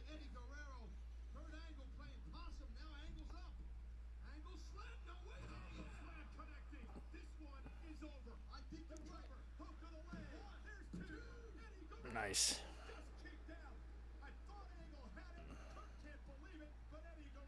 This is a weird crowd, isn't it, in Toronto? Bunch of weird-ass Canadians. I had a family from Toronto in the restaurant this weekend. I was talking to them because they were standing at the front. They were waiting for their table, and I was kind of talking to the dad. It was just like a family. He's like, oh, we're in from Toronto. And I'm like, oh, no kidding. And we lived there our lives. We've never been to the West Coast. I'm like, damn, well, welcome. We had beautiful weather for them, too, right on the ocean. They were amazed. But I told them, I was like, I was born in Detroit, so I'm not far. I'm right across the river from Canada. So I feel like if you live in Detroit, you're like at least 30% Canadian, right? 26, 27% Canadian, somewhere in there. I think that's a boot, right? It was boot in hand. What's that all about? Oh, boot to the head. Boot to Luther. Boot to useless Luther. Crowd does not seem to give a shit. Oh, their crowd there. He's down. There's Ebner. Oh, they like that. You never get tired of seeing Eddie do that. Yeah, if you're in Buffalo, you're probably 50% Canadian. Hey, the only thing Canada has got going against it, and so far as I'm concerned, is the weather. I can't do cold. And I think poutines are disgusting. I'm sorry. And that's okay, because you guys can think any shit we eat is disgusting, too. That's fine. I won't be offended, because half the shit we eat is disgusting. Oh, my God. That was a really close near fall. But poutines, I don't get it.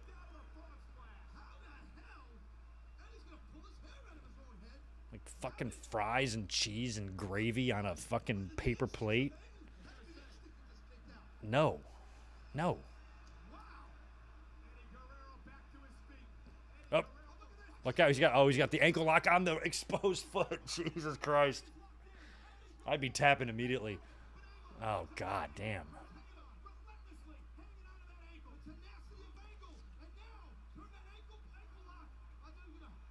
Jesus. Talk about a heel turn. Angle's like, I'll take care of that for you. I turned your heel completely around. I turned your heel so far that you're a babyface again.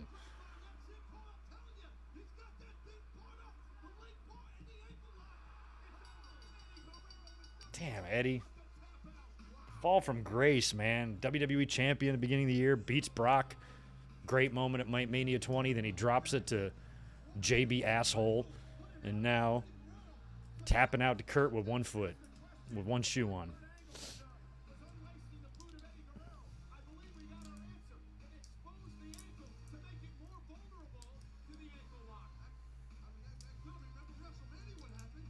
What about New Day versus Usos? Has that ever happened? I don't think they've ever faced each other, no.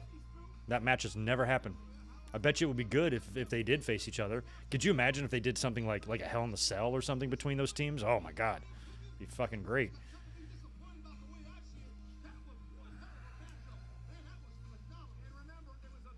Good job, Angle.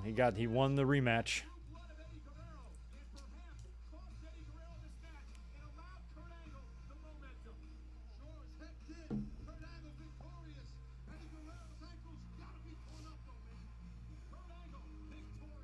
I can probably understand poutines in super, super cold climates, you know, when it's 30 butt cracks below zero, you know.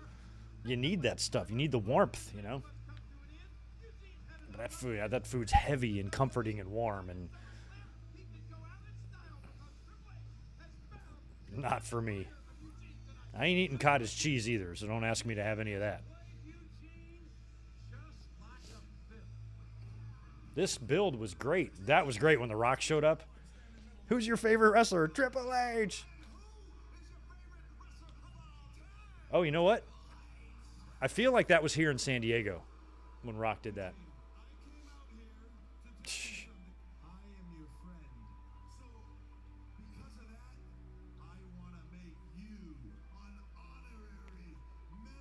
Honorary? Yes. Hugs him. Triple H, you're such a douche. It'll kill our gimmick. Actually, it wouldn't kill your gimmick, Ric Flair.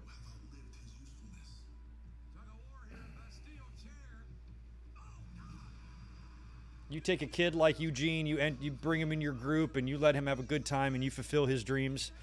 That'll get you some cool points with the ladies, I promise you. They'd be like, oh, they're so nice. Maybe those are not the type of women that Evolution is going after. But I promise you. Hey, I'm not mad at you. Trust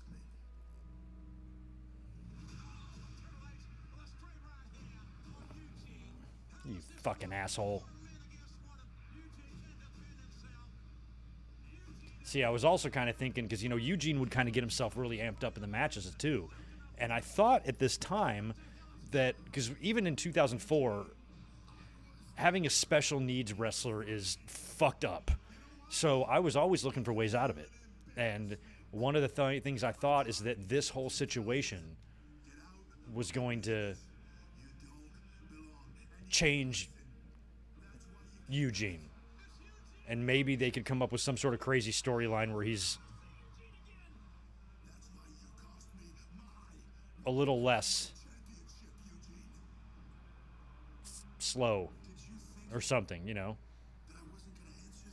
because it's just such a terribly bad taste character, and you really don't do the talent any favors by having him do a gimmick like that. So if you can find a way out of it, you should try it. And the way Triple H is just destroying William Regal, like Regal was visibly emotional about what happened to Eugene, and now Eugene's got to watch him do that. I almost thought it was like going to snap Eugene out of everything and turn him straight, and he just goes right after Triple H like a madman. And then all of a sudden on TV, he's got a completely different character, where now he's like almost dangerous, and not even necessarily a babyface. Like he's almost like snapped, and now he's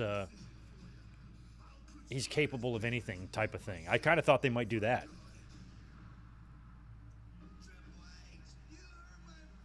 Like almost taking his mentality in a different direction, not making him no longer special needs, but just make his, you know, what's going on with him mentally in a different direction, a more violent direction and a scarier direction, to where he could harm others, You know, nobody is safe. He's capable of anything, and just strikes super ass fear in Triple H. You know, like, oh shit, I've awakened some sort of sleeping giant that I didn't know was in there, and biggest mistake of my life. That's karma. That's what you get for picking on somebody, you know, that isn't as strong as you, and being a bully and doing that stuff. You could unleash a monster. And I thought that something along those lines in that sort of realm was going to happen here. So I remember just being really bummed out and disappointed with the climax, because all of that stuff we saw in the video package was awesome.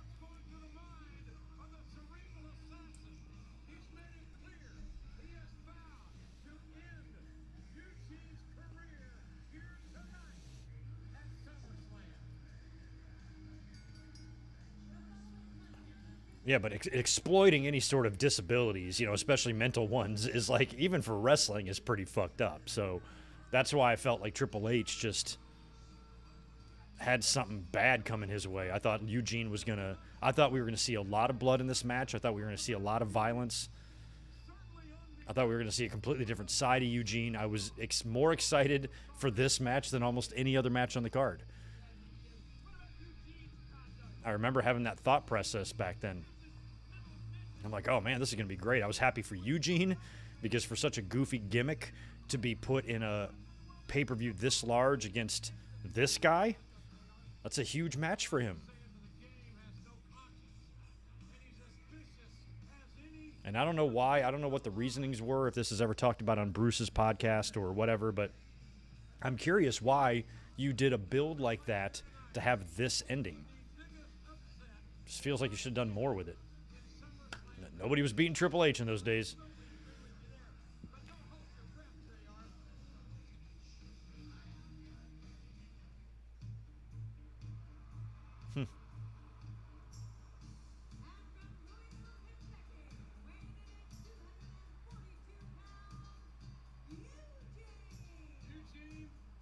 Like how his jacket's always inside out. Buttons are always unmatched.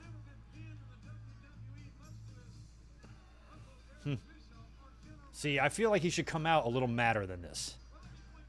Like maybe a little scared, you know, still a little hurt, but also with some controllable anger that he's never felt before, that is going to rear its head for the first time in his life, and Triple H is going to be on the receiving end of it. That's what I would have done. And I would have been fine even if you don't want to beat Triple H. It's okay. Do some sort of non-finish or no contest, just because it's a match that you could probably actually get away with that in.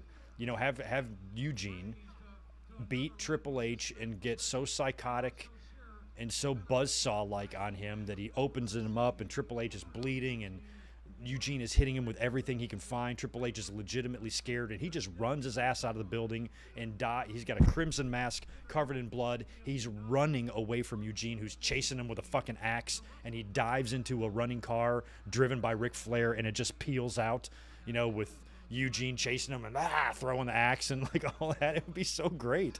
And the announcers would be like, I've never seen a man that enraged before. Like, I think Eugene needs to, you know, he needs some help, and maybe he's restrained by security and he's taken into custody or something, or monitored, or you know, some doctors look at him.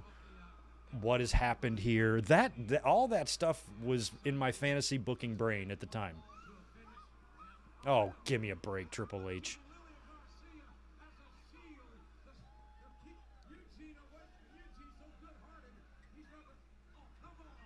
Oh, yeah, Saturday night's main event and Clash back-to-back would be fun. Victor Colon, appreciate the $2. What if we did a watch all of SNME and Clash? Clashes are on Peacock, right? I think they are. We could do one of each, like 2 hours each, right? Maybe an hour and a half each, something like that. I'd be down. I see. You're making make 2 overlays. Okay. I see how you are, Victor. No, but that would be fun. I'd be totally cool with a double feature if it was involving shorter shows. Michael Kumo, Shovel H. At this time, this was Reign of Terror era here. Reign of Terror era of Triple H. He had a rough 0-3. What is going on with Vivian? 2004, we still got those fucking monitors, man.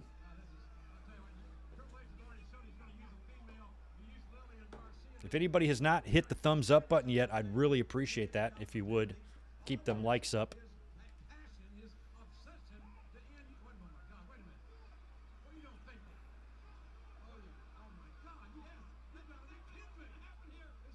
Yeah. Yikes. Nice. See, I mean, the crowd is on their feet. I feel like the crowd even feels like it. I think everybody who was a wrestling fan watching at this time felt like more was going to happen here.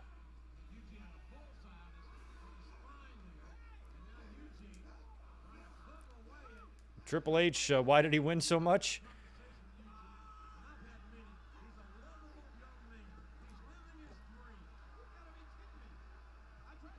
Probably, some people think it might sort of be, have something to do with the person he married. It's just a rumor.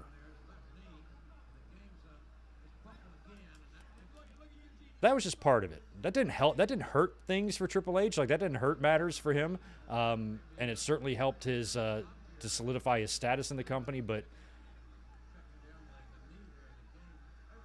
ooh, God, I kind of like the idea of somebody taking the baton from Ric Flair, being that type of character, the world heavyweight champion, the big gold belt carrier. Not the dirtiest player in the game, but can definitely play dirty, cerebral assassin. Different style than Flair, but also similar style at the same time. Basically a more hard-nosed style than Flair. He had the psychology of Flair. He had the endurance that Flair had. But he was just a little bit stronger, and he could smash you to shit. You know, Flair could work violent. He could work and do the blood, and he could work the violent matches with Terry Funk and guys like that, but I think Triple H took what Ric Flair did and tried to expand on it. Not nearly as good of a promo or recognized of a figure as Ric Flair, but in terms of having that steady heel champion on top for multiple years in the company is something that I'm not upset that they attempted to accomplish. People just didn't like the fact that it was Triple H that was put in this role because, of course, he is married to Stephanie, and in the fans' heads, the only reason why he wins at all is because he's married to Stephanie, when that's not true. It's probably just part of the reason. Being married to Stephanie doesn't hurt matters. Definitely, certainly helps him, but it's not the only reason.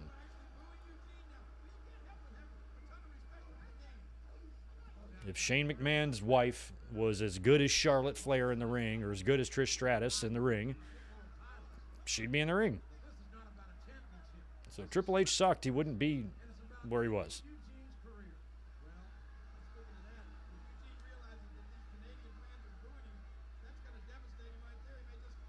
Cross my heart, he says. I'm sorry, Eugene.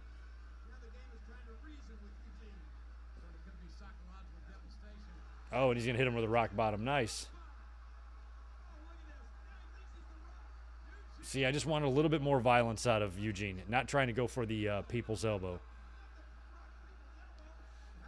I do need to at least listen to Brian Gewirtz's book. I'm not in the car nearly enough to get that done, but I need to read it or buy it or something because I've heard nothing but good things.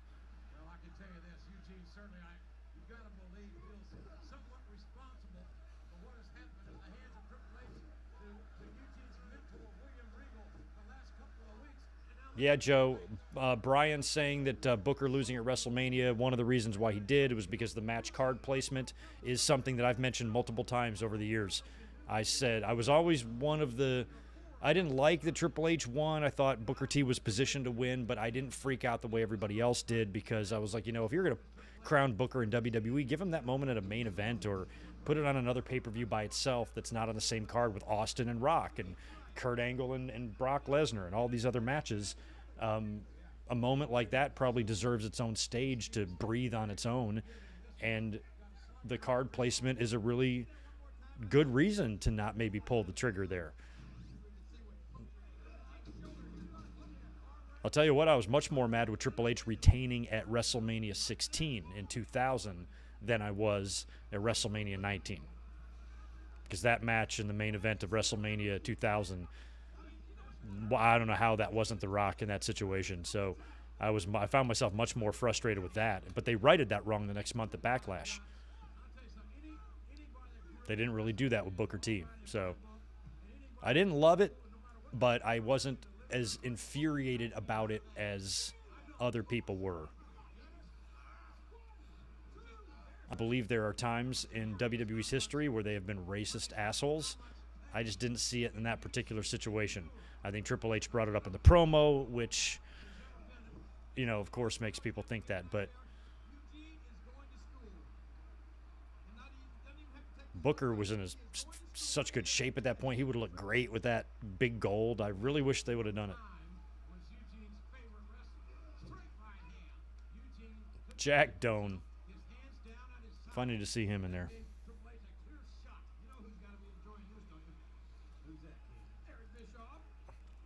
Right. So we got Nash. That's right, because I was at Judgment Day 2003. Was it Judgment Day 2003? Yeah. And it was Nash and Triple H. I was at that show, and Triple H got powerbombed through the announce table or something. So, yeah, that's right. They moved into Nash and Triple H instead of picking back up with Booker T and Triple H. So, yeah, exactly. They should have still got that done and still given that moment to Booker T at some point. I'm wrong about the white strap. I know. I think I kind of am.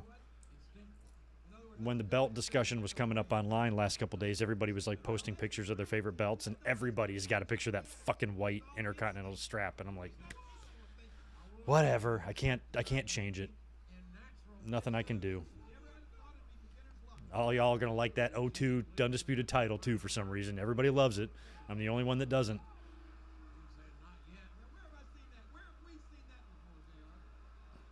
I'm just a weirdo. I mean, we got blood here, but we got accidental blood on the arm of Eugene. I mean, I wanted some crimson masks here. Pedigree time. Nope. I mean, Eugene's given Triple H a little bit better of a fight than I remember it being, but overall, I just wanted more.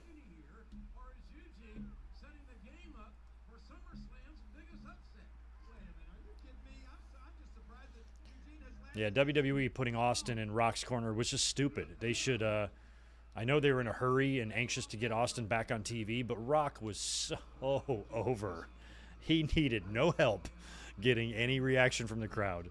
That was overkill. That was WWE and the McMahons and their way of booking, making stupid decisions. He wasn't needed. Crowd would have gone nuts for Rock winning the title with or without Austin. Especially at that time.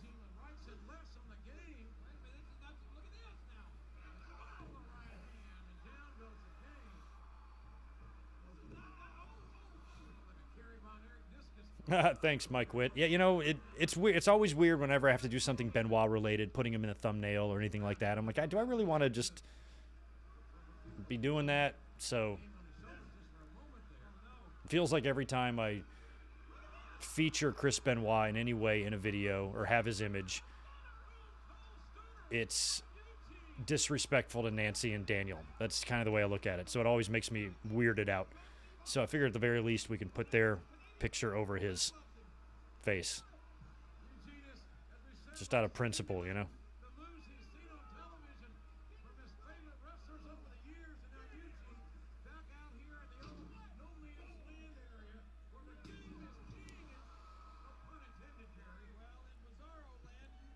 Still wonder why the strap-on Warriors IC belt at WrestleMania 6 was pink? I think it was yellow. And the other day, I actually did a mic drops, too, on the belt stuff, but oh, here comes Ric Flair. But I had it wrong. I said that Warrior started the colored belts with the world title. In, like, 1990, he didn't. He started with the IC. He had the yellow strap on the IC. And unless you're looking at a really crazy TV, Juliet, that strap on the IC belt should be yellow.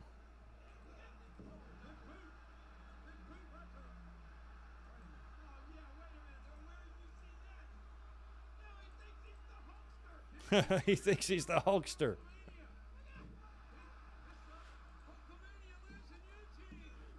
Oh, kicked out of the leg drop. Of course he did.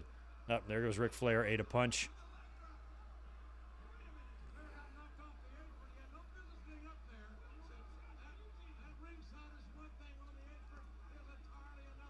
Flair's up already, though.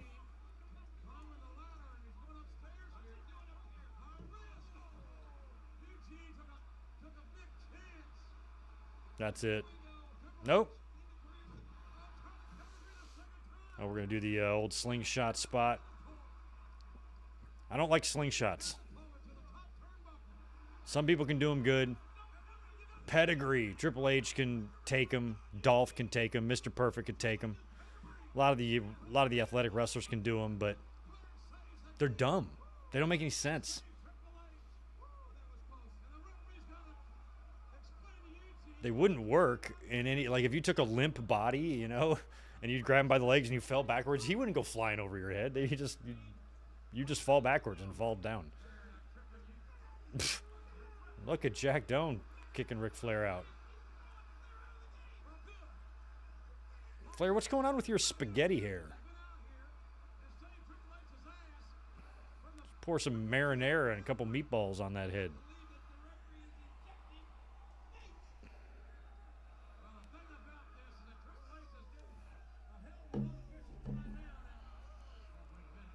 Oh, oh, wow, Regal's going to, oh, this is cool. Regal and Flair. Wow, oh, that's awesome. Did we ever get a William Regal and Ric Flair match in WWE? Look behind you. Oh, that's got to be it.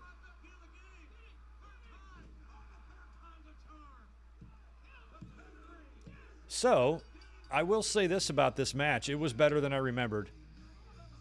I think maybe it was just the blood thing that I was focused on back then, and when we didn't have it, I was like, what the fuck? After all of that? These guys didn't rip each other's heads off? Look at Flair sprawled out. But as we watched that unfold, that wasn't that bad. So I guess I should maybe lay off it a little bit. It's still disappointing to me that they didn't really have fun with this angle. He's dragging Flair, but that was better than what I had in my head that the match was going to be.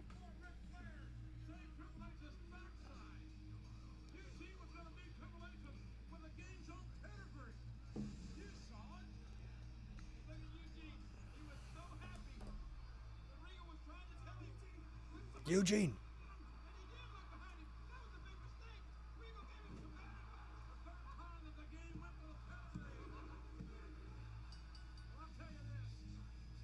Yeah, I mean, back then, WWE just had their foot on the gas at all times, and they weren't patient at all. So the minute that Stone Cold, after his surgery, was able to walk and the neck brace was off, they wanted him for an appearance. You know, so he came down, threw a couple chair shots. He was out of shape. He has a beer belly on him.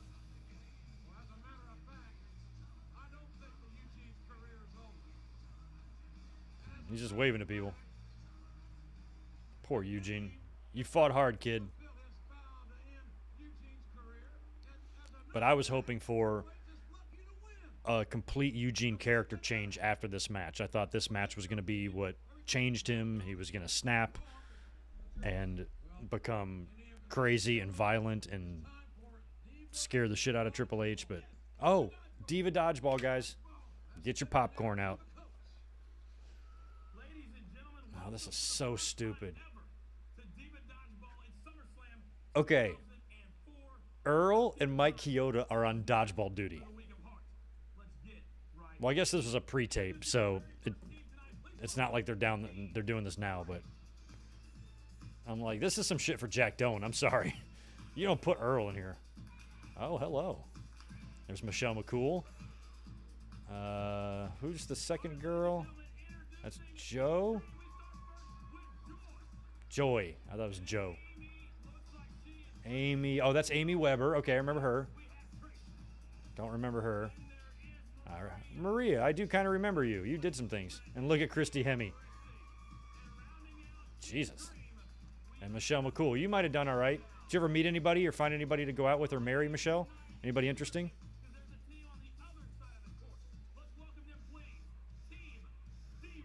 Team Diva. Okay, here they come. Oh, my God. So who is this? It's Trish, it's Victoria, it's Gail Kim, it's Molly. Down, down, down. Oh, wow.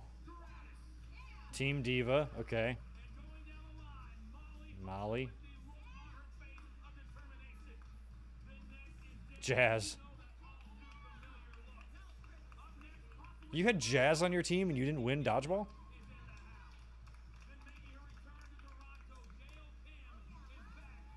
Stacy, I think you should be on the other side. Oh, look at Nydia.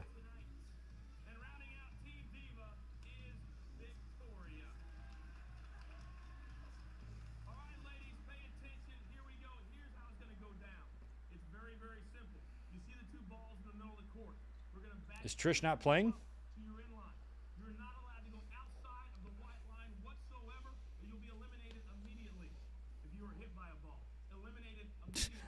There ain't a weak link on the Divas team, or on the Diva Search team. Good Lord. What's the other team called? What are the girls, the Diva Searchers called?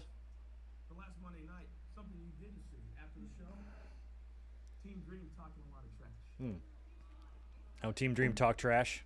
Saying that Diva who? Saying we're taking you to the woodshed? That's all I'm gonna say, ladies.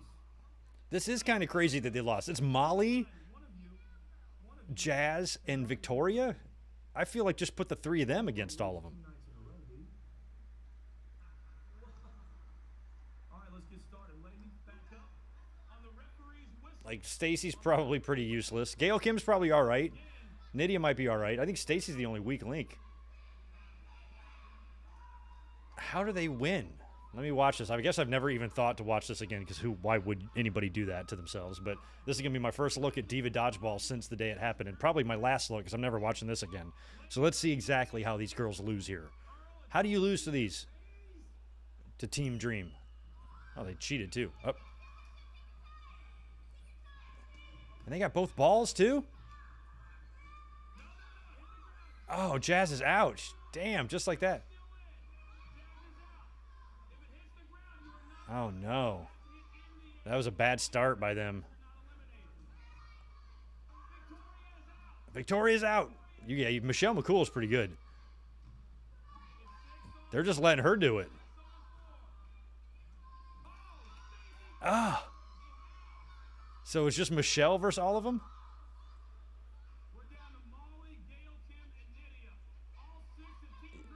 Y'all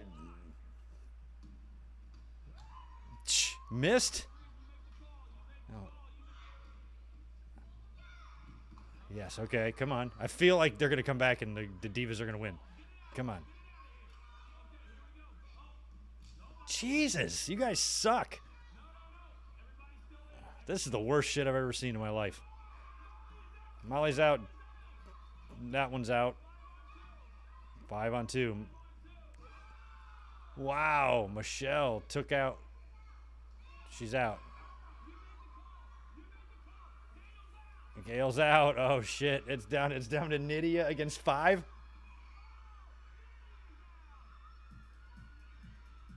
Well, that was a handicap match or something. That was Michelle McCool beat all of them by herself. I think she eliminated everyone. Maria Kanellis, you didn't do nothing. That was ridiculous. Yeah, Michelle's got an arm on her. Girl can throw. That's probably what Undertaker probably took notice. Damn, look at that. Right in the face. In the face. So the Divas got taken to wrestler's court over this, apparently. I forgot what the verdict was or what they had to do.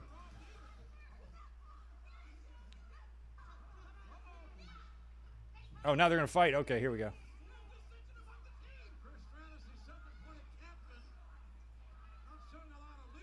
I mean, if that was a pre-tape, I'm surprised they didn't reshoot it and so the Divas would win. But that was a shoot dodgeball game there. The wife of destruction.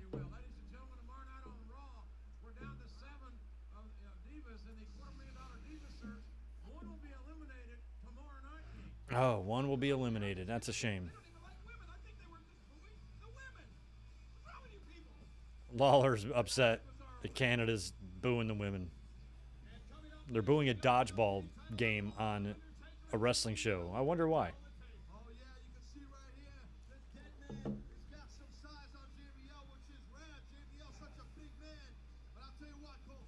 These renders are not to scale. I know JBL, as I told him earlier, can his plan, whatever that be, JBL's plan, keep his championship intact in that Toronto. It is time to sit back and experience one of the most chilling moments you'll ever see. That's right. Undertaker had only recently come back as the dead man around this point. Oh, yeah, Ivory was just, where the hell was Ivory? She wasn't a part of this? Life of Brandon has made it. Finally. Jesus, man.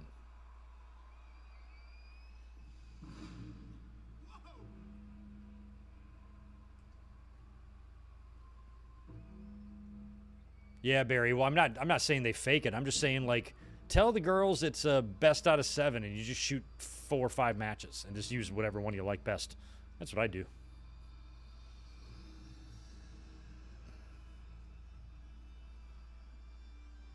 Here comes Taker. Freshly back.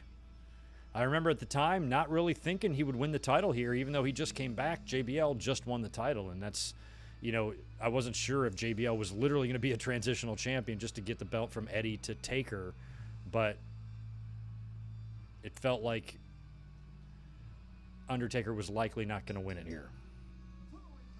He just buried Paul Bearer in cement. Right? Wasn't that the previous month? They never really explained what that was even about. He killed his mentor, but remained a babyface for it?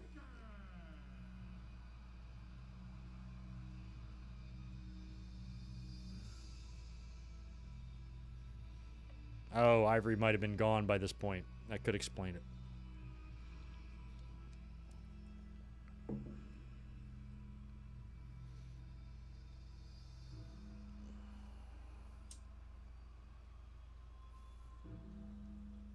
Oh, get ready for the wave. That's right. Is this the match that it happens in? We get the wave, apparently, during this match. Fucking Toronto. Drinking their Molsons.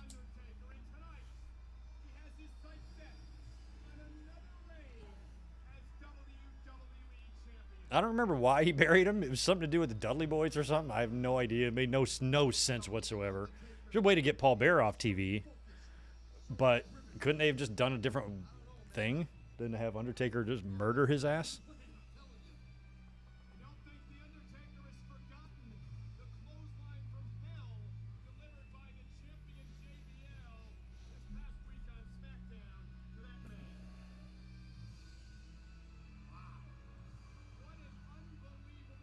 All right, we good. Yeah, when I see that ugly undisputed title, I think of JBL too. I think of Eddie. A little bit of Brock, mostly Eddie. So this was what, 2004? So we were coming up on the 2004 election. That would have been George Bush and John Kerry. And Bush won. It's been the only time in 36 years, 34 years that the Republicans won a popular vote. Last one they won was in 88. And this one. 88 and 04, that was it.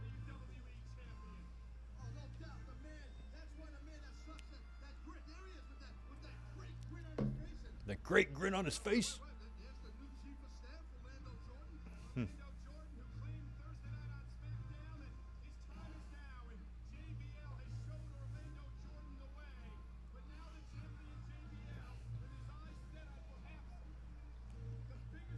I was managing a restaurant on the East Coast. I worked there 10 years, and my hostess at the time was a really smart med school student from San Francisco. And she was just in town for like 2 years doing some shit, doing some schooling, and just picked up a side job. And oh my God, I mean, she's a San Francisco girl, so of course, you know, she's a huge hippie. And oh my God, did she have shit to say? I had to listen to her. I was just fascinated talking to her because she was pretty smart. And she was very pro-Kerry, obviously. And that was and I remember thinking, like, even though I was hoping Kerry would win and everything, I was also like, I don't think he's gonna, you know? And she's like, no. And I was like, no, you're mistaking what I'm saying. I'm not saying I want him to lose. I'm saying I think he is gonna. And I was like, I don't like to say that. I'm just saying that's like just what it feels like. I just feel like Bush is gonna get reelected. And she was like, don't say that or whatever. I'm like, I just think that's gonna happen. And she was one of those people that, I think she said, like, she cried after the election or something. I didn't go that far, you know. I was kind of expecting it, but she was a very passionate person. Let's just say that. So whatever, Daisy, that was her name. Daisy, whatever you're up to these days, I hope you're doing well, and I'm sure you're very happy right now. Or a lot happier than you've been in the last 6 years anyway. Which is the one where they go through the limo? Is it this one? Wait, don't tell me. Let's just find out. Because does the limo always stay right in the middle of the entranceway? Doesn't JBL usually park those off to the side?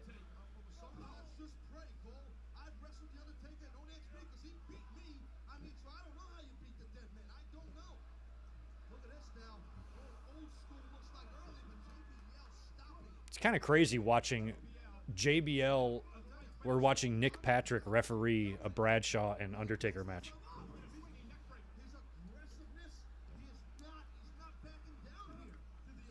It's funny how when Nick Patrick came into WWE, I think during the Invasion he was still kind of Nick Patrick-y, but he is not, and he was never in WWE the buffoon that he was in WCW. They basically just treated him like a normal official. WWE would do that. They had the dirty referee Danny Davis back in the 80s. All the shit he did. He had a match at WrestleMania. And then, oh, hey, bub. And they just put him back as a referee and acted like it never happened. But Nick Patrick did some crazy shit in WCW, especially during the NWO days and stuff.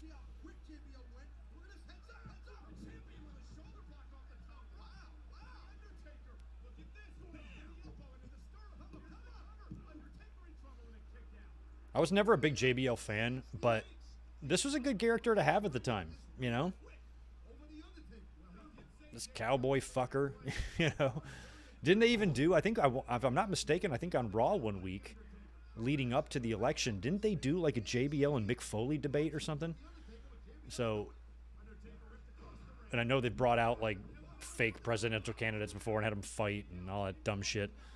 So they were always all about that.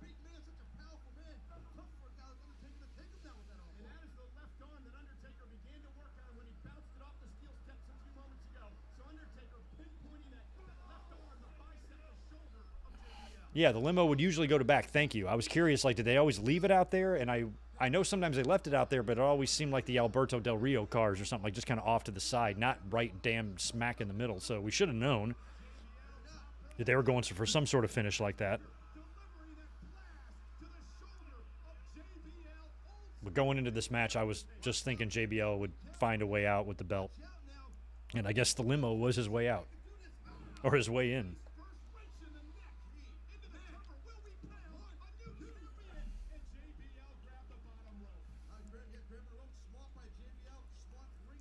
Oh, yeah, I remember that, the JBL stuff they did.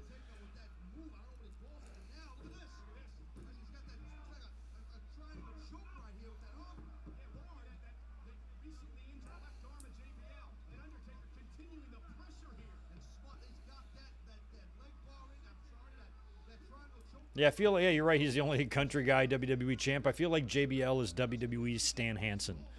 Because this Justin Hawk Bradshaw character was a lot like Hansen, who did the do thing, and he had the bell around his neck, and he carried it. And, a lot of times he'd have tobacco in his mouth, that type of thing. But then when he became this JBL, then he added the cowboy hat, which Stan would also wear a cowboy hat. But he almost had like a little more class to him now, because he's always been like a Wall Street guy.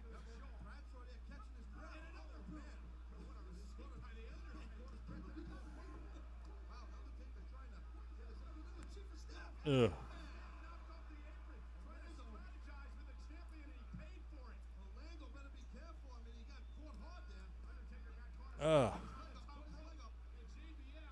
And that was a great character for him, you know. Because like it or not, middle-aged or older white Republican men have always been, no matter what crazy time period we're in, extremely unlikable. And JBL fit that perfectly. Just go out there and be a douche. And he was quite good at it. Plus, he had a ton of heat from the fans. He did the goose stepping thing in Germany. He got a ton of heat for that. There was already rumors that JBL was a bully, you know, and he had bad... Oh, God.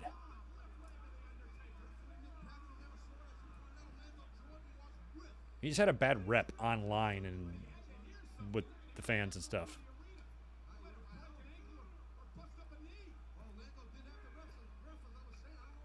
Ugh.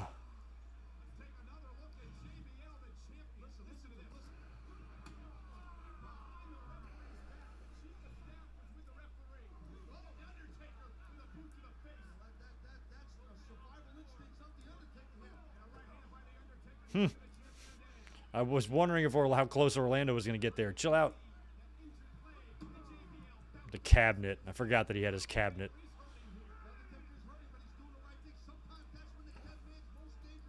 He would add to that cabinet, right? Isn't one of those, one of the Diva girls, Diva Search girls, would be in the cabinet, right?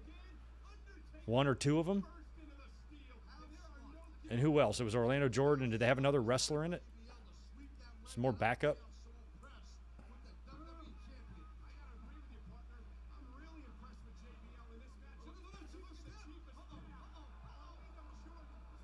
Well, Orlando Jordan got more involved than Luther Reigns did in the last match.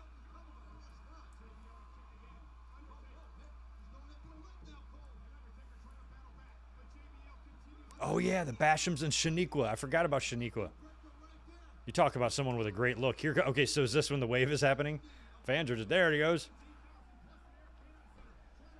All right, it's almost coming back, y'all. Wait for it. That's a fast wave in a little arena like that. The wave.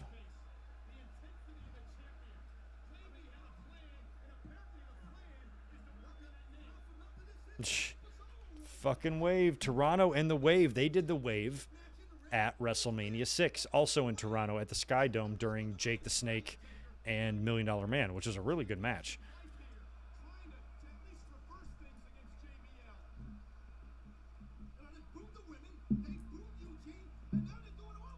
I'm pretty sure. I just can't remember which one specifically, but I have memories of doing multiple waves at wrestling shows. I know one was great. I went to a house show in late 97, right after the screw job in Greensboro, and I swear to God it was sold out. It was a sold-out house show, and there's the wave going in there. I remember that. And I was really excited. I'm like, there are so many people here. Like, it's great to see this house, you know. Austin was still injured. He came out there rolling in a golf cart to interfere in like a Rock and Dude Love match because he was still hurt from the pile driver. And that was a great show, and people were doing the wave.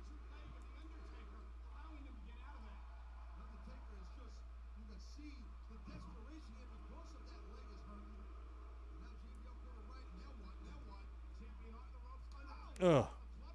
These crazy Toronto fans aren't booing Taker, right? Nope.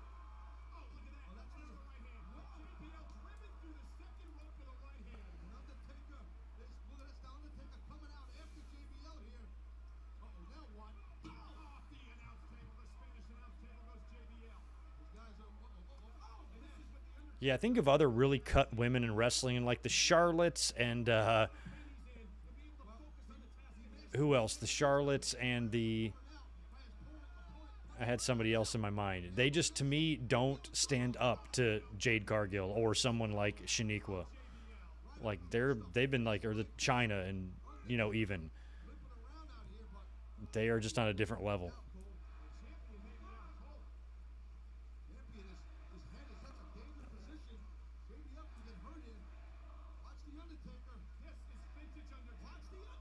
What are they chanting? Ooh. They're not chanting "Get the table," are they?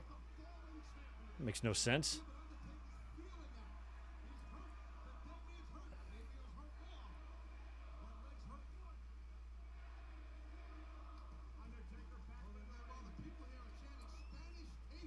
Spanish table. I'm like, what are they saying? Spanish table? That one specifically. Toronto is a crazy place.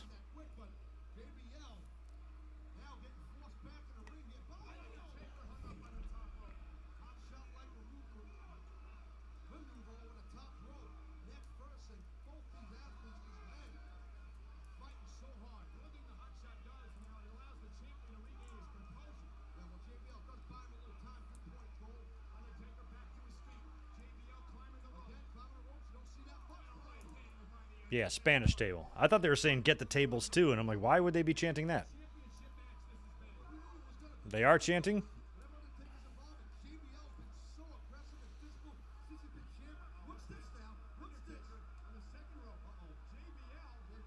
Oh, God. Big superplex by 280ers or 300-pounders. My God.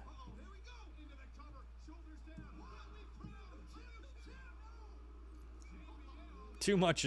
That's way too much JBL taint for my liking. Right, bub? We ain't trying to have no JBL taint up in here.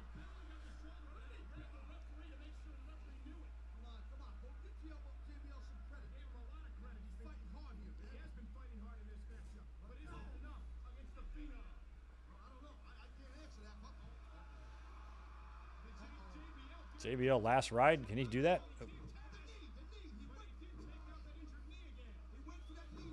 Feels like it would be really hard to last ride JBL. He's huge.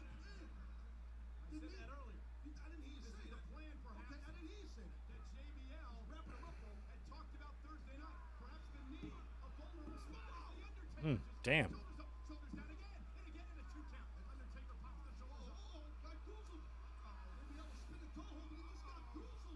He just got goozled. You don't want to get goozled, trust me.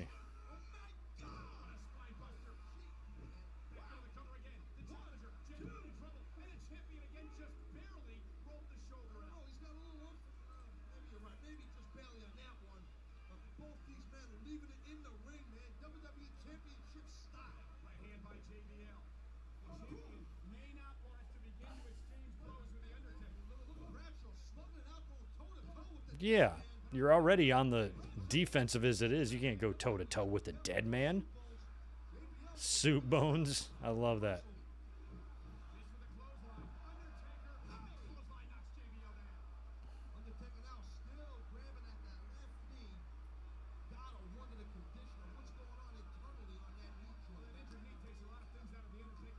God, Taker would still have another few good years here. This is 2004. That great match with Shawn wouldn't happen for 5 more years.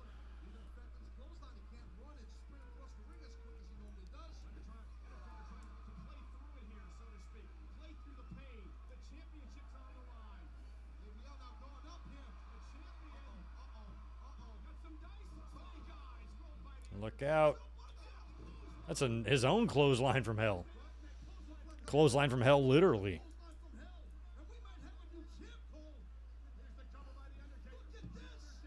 Regina, we did SummerSlam 94 last year, I think.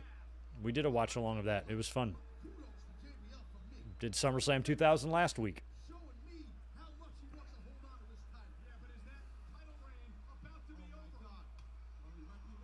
Big chokey choke slam. He's goozled.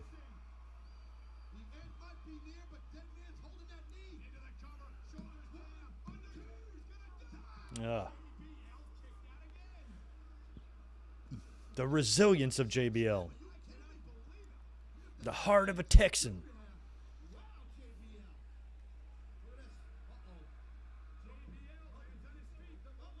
Oh.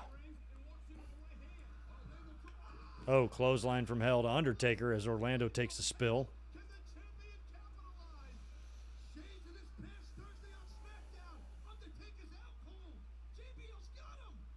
JBL's got him.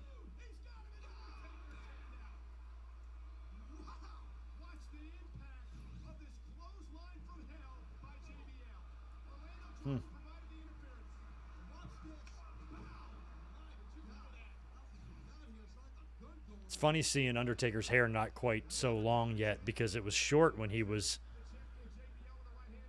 American Badass. He only had a few months to get it growing. Like I heard a while back, someone said you can break his body, but you can't break his spirit. And JBL's proven that here. Look at this now. Undertaker with the right hand. Supone City. It took him until 2007 to get Randy Orton and John Cena done? That's crazy. Yeah, we could do SummerSlam 97, but I think we're done with SummerSlams now. We're moving on to other things, but I always avoid that one because I don't love it as much as other people do. I know it sounds crazy because Brett wins the title in the main event, but other than that, the opener's pretty good. Cage match with Mankind and Triple H is good too, but it's got that pile driver on it, man, and I don't want to watch that again. And the other matches I don't even care much about. Oof. I remember enjoying the pay-per-view. I used to have the pay-per-view poster hanging in my apartment in 1997. I loved the show. It's just, it's usually not on the top of my list. But we're going to have to get to it eventually because we'll be doing SummerSlams again down the road. So, 1, 2. And he kicked out. I love that Orlando stops the count. He could have just done it and gone down anyway.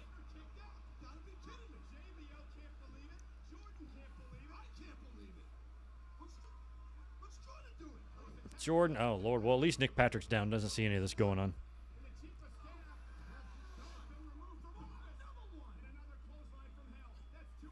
So I guess we must not get a buffer between this and Benoit and Orton, right?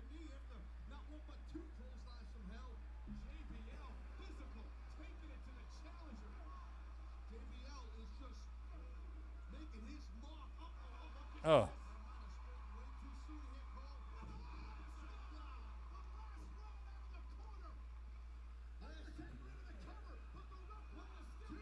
Come on, Nikki. JBL's going to kick out. His eyes are open.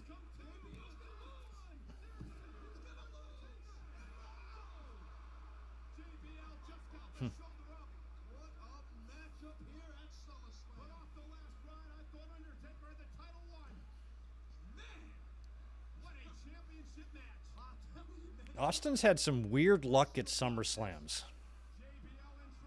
Oh, look out. Here comes... He was nearly killed at SummerSlam 96 as well when he worked the pre-show against Yoko as JBL goes down with the title. They did the spot where oh, and he got this. That's what happens. Okay, so I was thinking it was the choke slam through the limo that got him DQ'd. All right, so that match is going to end in a DQ, and Taker's going to dispose of JBL. But in 96, when they do the deal where the top rope breaks and Yoko falls backwards, Austin moved out of the way in the nick of time. If he wouldn't have gotten out of there, Yoko would have came down back first on like his face and shoulder as he's trying to lean up and probably just squashed him into oblivion. Then, of course, the pile driver in 97. In 98, he's facing Undertaker. And Undertaker does the thing where he lifts up on a backdrop and catches Austin under the chin, knocking him out. In 99, he gets tangled all up in the top ropes in the match with Mankind and Triple H. In 2001, I don't remember what happened. I know he was bloodied, but I'm not sure if any accidents took place. And then that was the end of Austin at SummerSlam. So most of his SummerSlam appearances... Oh! Windshield broken. So he's just had some odd luck, you know?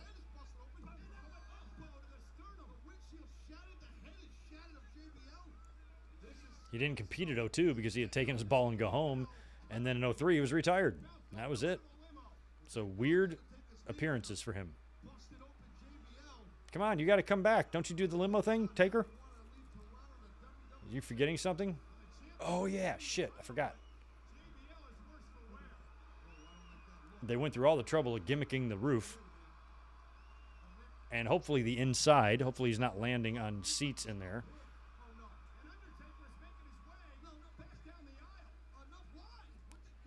No, the rope spot was not a botch.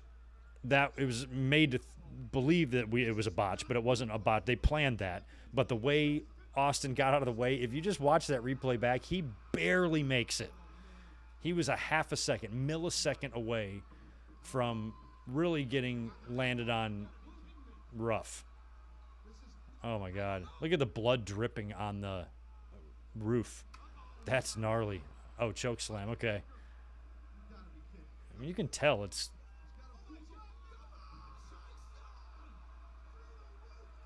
Now it just looks like a vagina. So all that was some vinyl that looked like it was already perforated with a crash pad in the limo.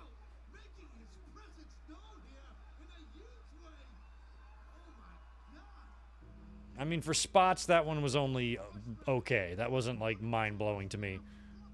And I thought so at the time, too. I'm like, okay, he threw him through the thing, whatever. I think that's a waste of a limo. You could have not even done that spot. But if WWE is going to end the match in a DQ, they do that stuff a lot. Wouldn't they do something similar at, like, Unforgiven that year? Or not that year, but in 2002 with Brock and Undertaker, where Undertaker threw him through the set or something. So it's like WWE feels obligated to do that.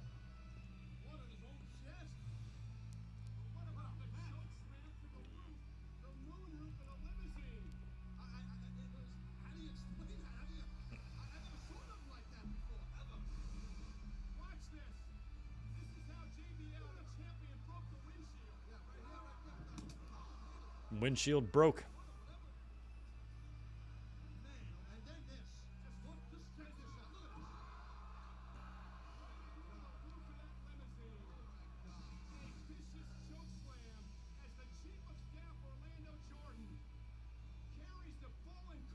It's funny how JBL was always getting planted through various surfaces. He was.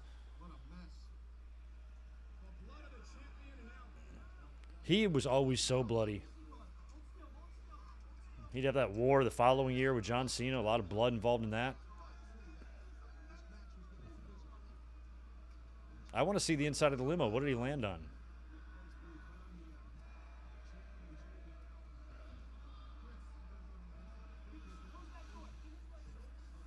Close that door.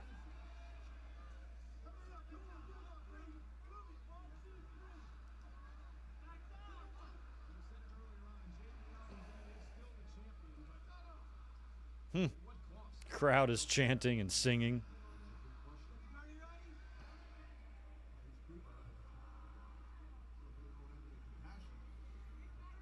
Yeah, actually, I haven't gone back and watched the CM Punk and Jeff Hardy ladder match in the longest time. The only thing I remember of that was that when Undertaker did the old switcheroo at the end of it and choke slammed CM Punk. I thought that was kind of cool.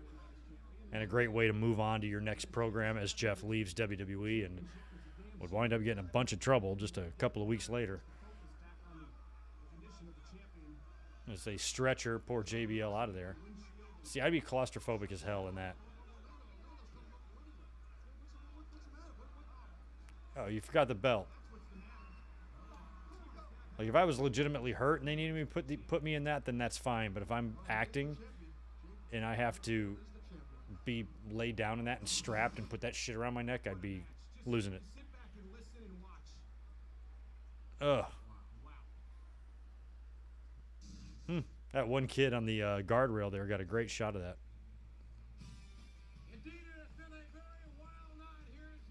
See that big needle thing? Gorilla Monsoon and Bobby Heenan did a pre-show, a WrestleMania 6 pre-show, or countdown show, I should say. Not even a countdown show, like a special on the USA Network where they hosted it from up there. The resale value is nil. Only had one wrestler go through it. What's the big deal? One wrestler penetrates your ceiling in your limo and they act like the car's ruined. Fuck, assholes, man.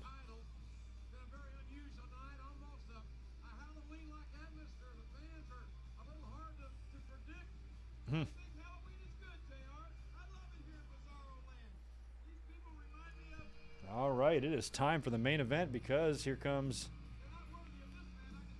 Evolution's Randy Orton. This would also, I believe, be the beginning of his babyface turn, right? He'd get that weird music.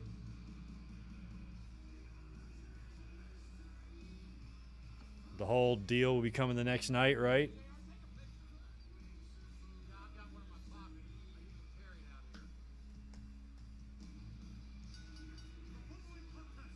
And we're going right into it here.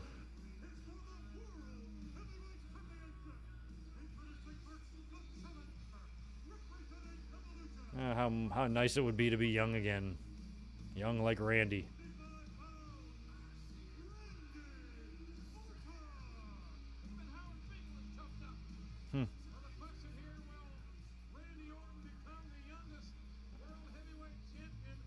I don't even remember if this match is any good. I think it is, kind of.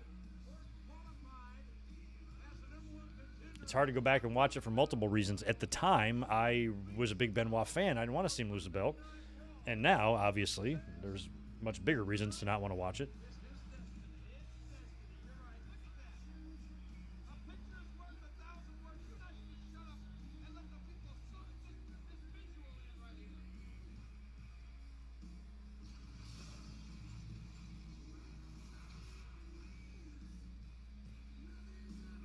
Maybe next year for WrestleMania, we'll watch WrestleMania 9 and WrestleMania 11. We got to get to them eventually. We'll watch some really bad shit.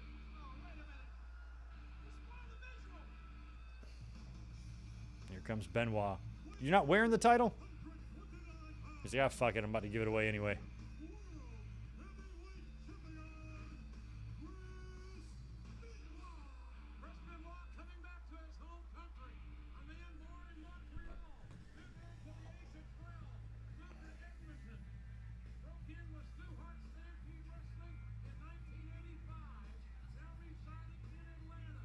Now residing in Atlanta. Boy, the fans were pissed when they started announcing Benoit from Atlanta and Jericho from New York. Oh, they were so mad. This is a travesty. Blah, blah, blah. Oh, God, okay. Look at the little Thug Life guy in the background.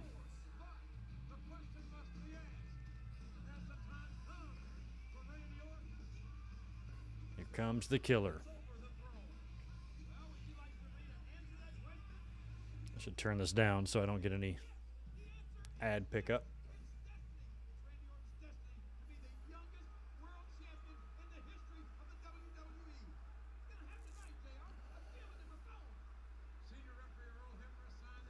Oh, good. Earl's here. He was on dodgeball duty earlier. He's now showing Randy Orton the belt that he'll be winning. You screwed Brett. Oh, my God.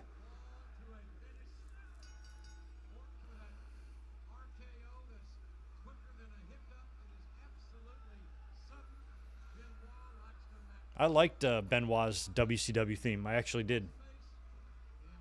Back in the day, back before it was, you could just find everything so easily on YouTube and other places. You had to search around for things. I had a nice, clean edit, beautiful version of Benoit's WCW theme. And I was like, I think I'm one of the only people that has this. It was awesome. It's hard to get that shit back then.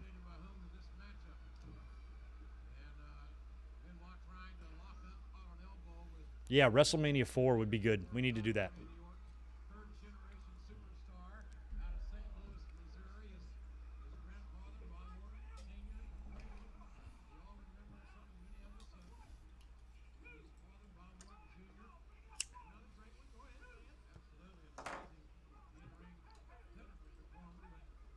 Yeah. Earl not playing games tonight. You screwed Brett again. I thought they said you sold out. You screwed Brett.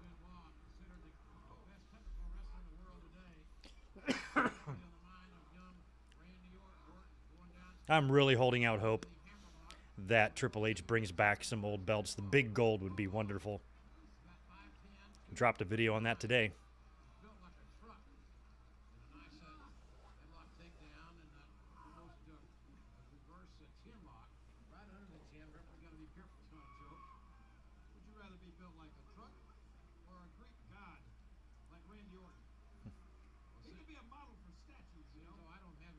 He could be a model for statues.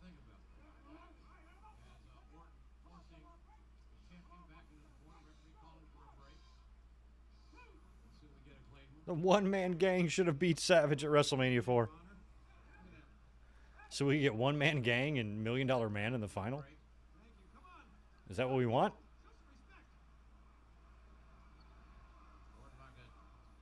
Hogan helping one-man gang win and one-man gang lifting Elizabeth on his shoulders. Is that what you want? That would be a weird visual.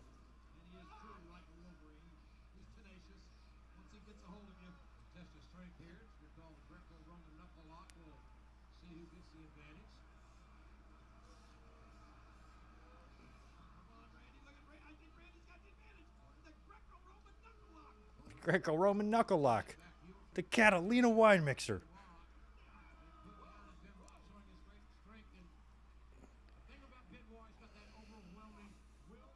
I can see Catalina sometimes from the coast. And it's funny because I always think of the Catalina wine mixer. The Greco-Roman knuckle lock.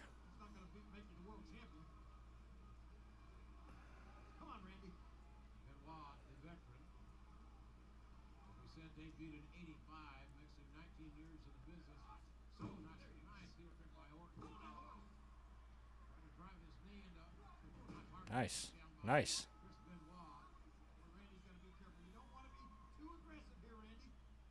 I mean, at the time, 2004 Greg was very pro Benoit.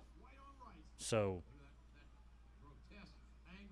I was happy and optimistic that at a time when it felt like the last thing in WWE's mind was wrestlers that had this respect of like the internet audience and stuff, for them to take their biggest show, WrestleMania 20, you would expect that to be a Triple H or a Shawn Michaels or a Hulk Hogan or some megastar or The Rock in a great moment or something. And the fact that those two guys, Eddie and Benoit, closed that show out in Madison Square Garden, no less, that has so much history with the McMahons and WWE, you would think there would be a different two guys doing that. And the fact that it was them, I'm like, man, I just did not see that coming. I cannot believe that they're actually putting the belts on people that the fans want to see. And that was shocking to me because by then they had already started, fans were already doing their fair share of complaining about certain people going over, especially Triple H and people's usage and how they're booked and all that stuff. So that was a pretty big statement to me by WWE that they would do that, have Eddie beat Brock and then have Chris Benoit tap out Triple H in the main event in Madison Square Garden was just crazy to me. So I wanted to see them run with that a little bit longer than they did.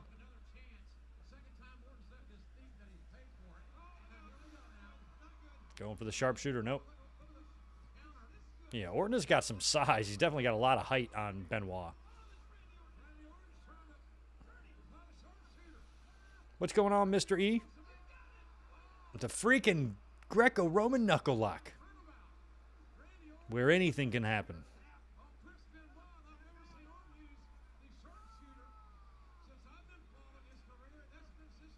I'm not happy at all. I'm miserable. I had to get up at 10 o'clock this morning. Fucking Step Brothers is the greatest movie ever.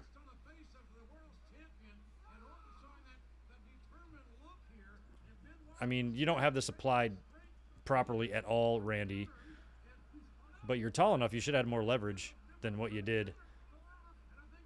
Benoit, you got that thing put on worse than Sting, bro. Come on. You're a disgrace. That's a disgrace.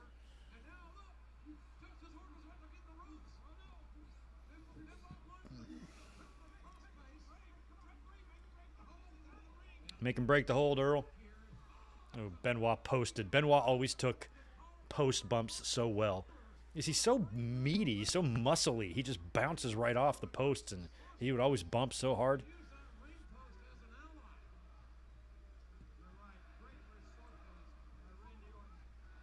Benoit was one of the best at making shit look real, whether he was delivering offense or taking it.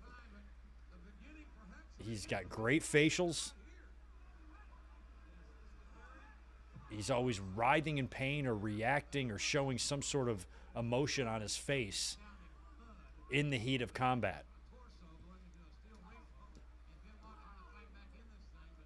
Everything's very intense.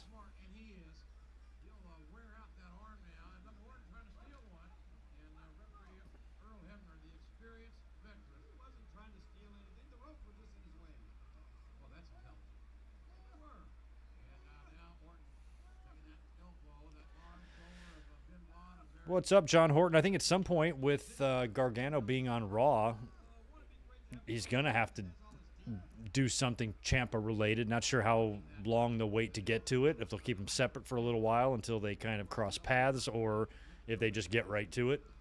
Don't know. No way of telling that. Driving his arm into the tricep of Chris Benoit. Remember, this is after Benoit's left shoulder was introduced to the steel ring post not once but twice just a couple of 3 minutes ago. Benoit naturally right-handed, meaning as a rule, most athletes are a little not quite as strong in their left side, and certainly that's going to help perhaps play into Orton's game plan as well. Boy, what a SummerSlam this has been, JR. Can you imagine if it gets capped off with Randy Orton winning the World Championship? Mike, appreciate the $2. Would Benoit be in AEW if he didn't do what he did? Probably, maybe as an agent, certainly not a wrestler by that point. I mean, Dustin is wrestled and there's guys there, but I feel like Benoit would be there in a William Regal capacity or an Arn Anderson capacity or maybe a Dean Malenko capacity behind the scenes as an agent. I could totally see him running a faction or heading up a faction, but I don't see him wrestling at all unless he was still physically able. He might get in the ring for fun and put a guy in a crossface or something, kind of like how Arn will deliver an occasional spine buster. It just all depends on what his life would have been had none of that happened.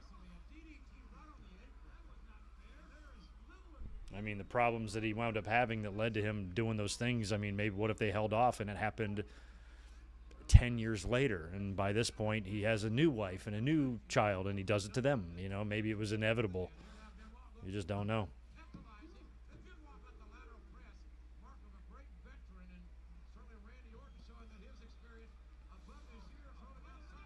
Oof, wow. That would be cool if Benoit was managing his son and it could be like him, the two of them against Arn and Brock Anderson.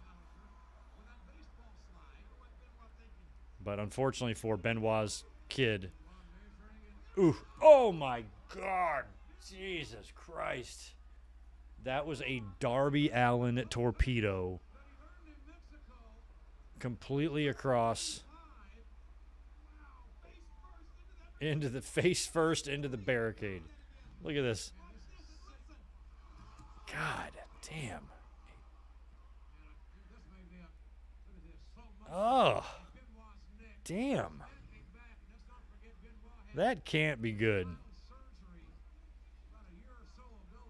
I mean, he took that square in his head. Unprotected. Moves like that.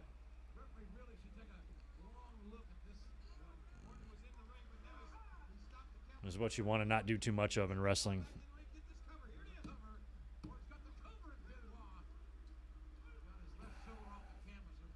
Yeah, that could have been one of the key blows that he took. I don't think it's one specifically, but it's probably a soup of just the gnarliest shots.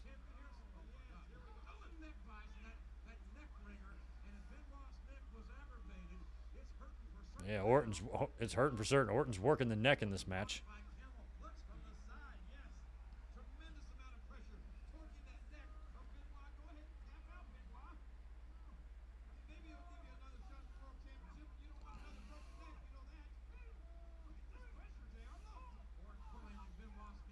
Chris Benoit is one of Danielson's influences, sure, but not the main one. Danielson's got Benoit influences, Shawn, Owen. There's a lot of guys in Danielson's style that I see. But those are the big three. Shawn, a little bit of Benoit, and a little bit of Owen, and a little bit of his own shit. But Benoit patterned himself after Dynamite Kid, and he was looking for the 100% clone, and he did it pretty well. Hey, buddy, you're like almost in view. You want to come a little closer? Camera, here you are. Right. Look at that. You're like half a face is in. There you go. There you go. What are you doing?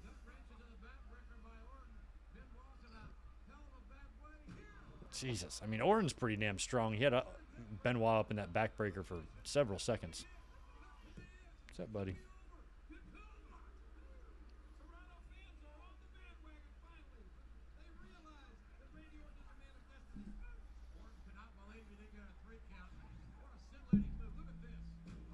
Rub your face on the boom arm. He rubs his teeth on it and makes a clanking noise, so hopefully there's no reverb coming through the mic. Dynamite, Benoit, Danielson, Davey Richards, and a four-way. I'm going Benoit. No, I'm sorry. I'm going Danielson. Excuse me, Danielson in that. Danielson and Dynamite would be a good match, too.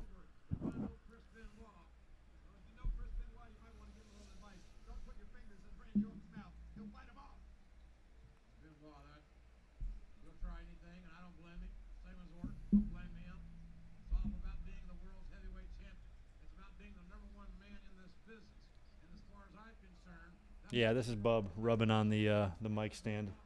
He's ready for me to be finished. He probably wants some food. He's doing good, though. It's the main event, dude. You got to wait. We got like 13 more minutes left. Sorry, bro.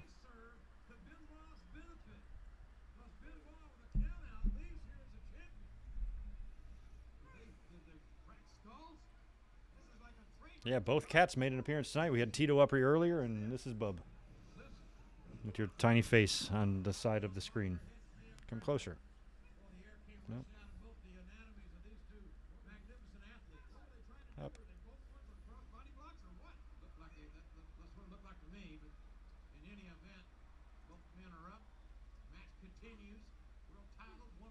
World title, according to JR.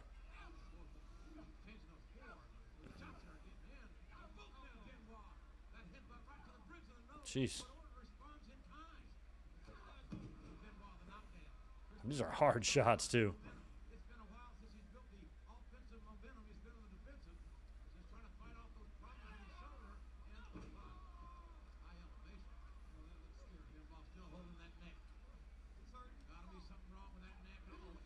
Jesus. I mean, Orton, you got to remember the age that he is in. Nice Northern Lights. Wow.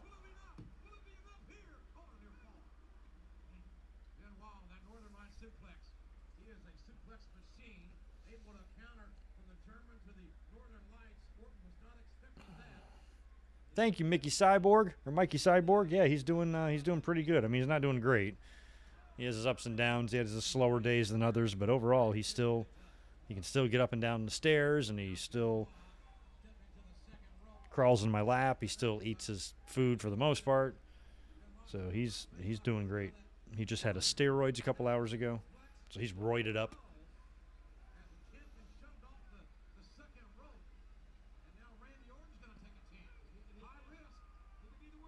Wow, big high cross, dwarfing Benoit. Crowd's really quiet for this. I've never watched this match, I don't think, again, since it happened.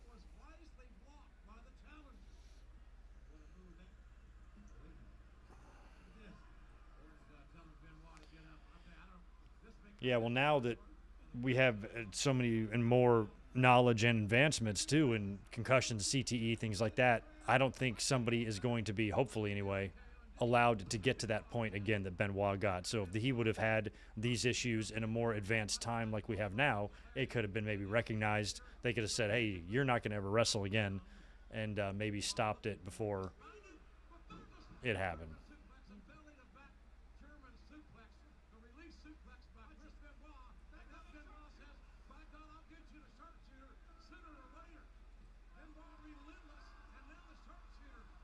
That's a little bit better. Yeah, exactly. I wouldn't say perfectly applied, but very well applied. Well, why are you standing up, Benoit? It's almost like he's letting him.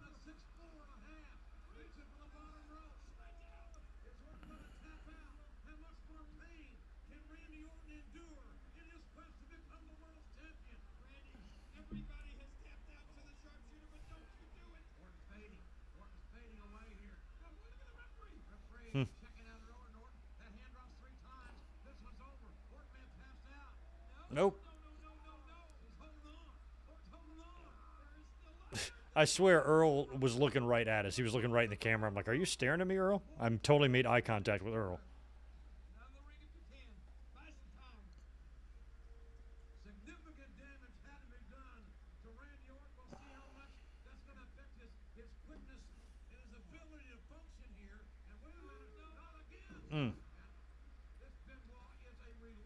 Now he's going for the Germans.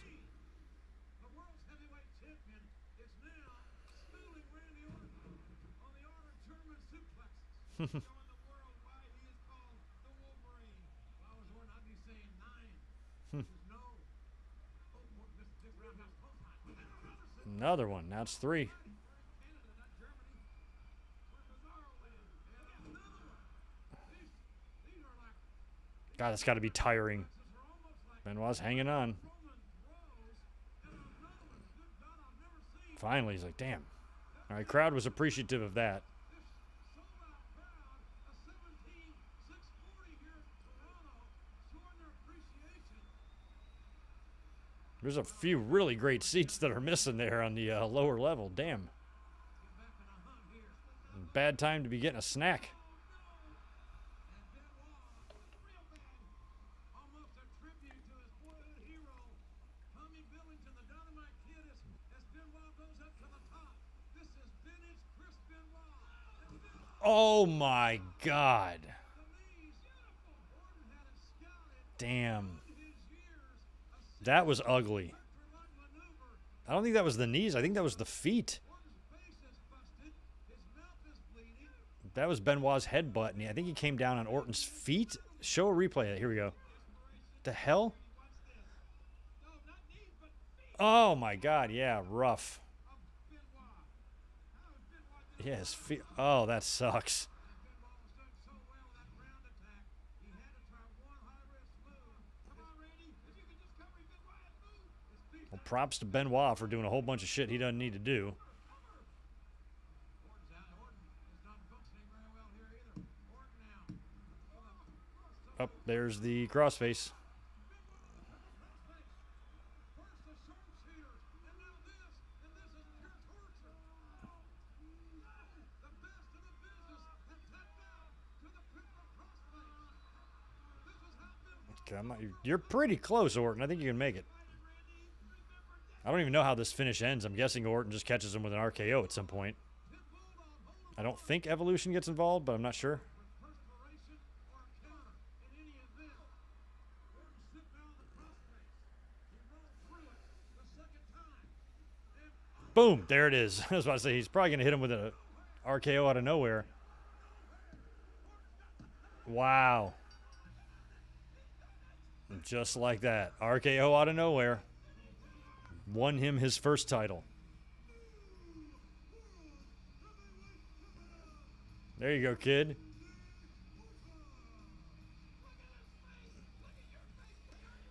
Looks like genuine surprise. I still don't think anybody will ever top Kevin Owens' genuine surprise when he won in 2016.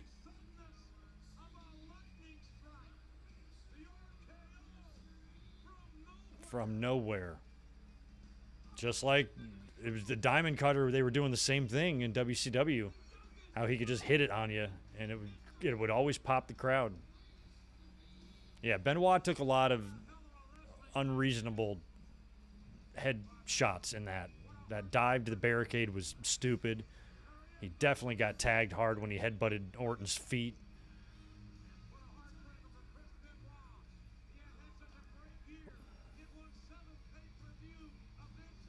Yeah, he won the Royal Rumble.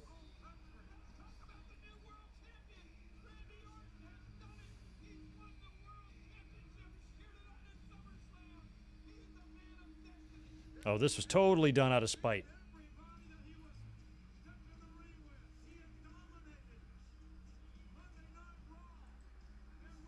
Yeah, the next night on Raw would be the whole up thing, right? And then Randy Orton somehow would be a babyface, which is why they had him win clean here and why they're going to do the handshake in a minute.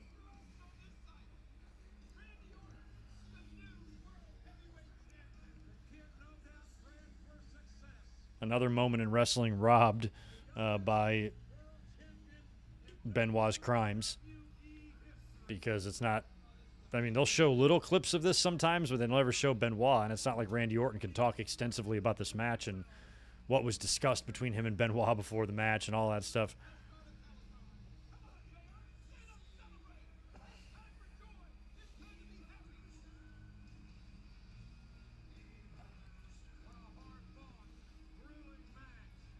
Look Like if Benoit would have remained sane and never did anything and everybody was fine, you know, I could envision Randy Orton thanking him in his Hall of Fame speech and shit, you know.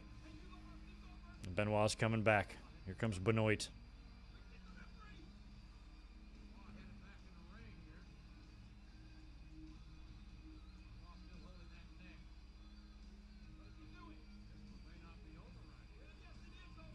Well, he thought it through. He wanted to go back, and Orton's like, "What's up? Please don't kill me. I'm tired."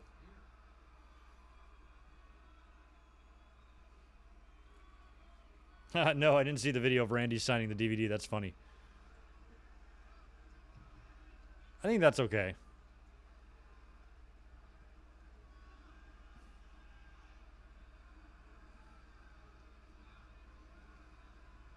I remember watching this thinking it was probably just going to be a handshake. I'm like, they're not going to fight again.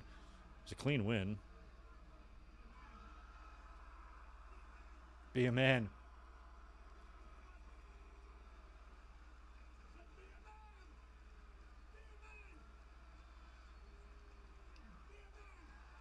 Be a man. Look at there. I mean, I'll say this about Benoit. He went out like a champ. I mean, I was unhappy with the length of his run back then.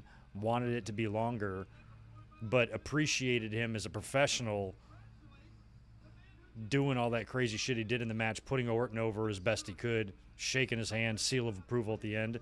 He did his job, you know.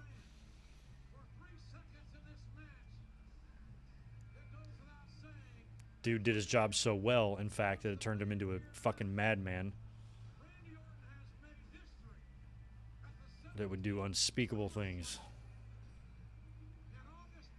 But there you go. Wait a minute. We're playing Benoit's music? That makes no sense. Like, after the handshake, you should have just continued Randy Orton's music. And Benoit should be leaving, looking back through the aisleway at Orton celebrating in the ring. Wow, there we go. Now his music is playing it while his music plays. I mean, maybe that was just an added part of Benoit's title send-off that they didn't need. But the handshake was cool. He's like, holy shit, I'm champion. Is Triple H going to be okay with this? The answer would be no.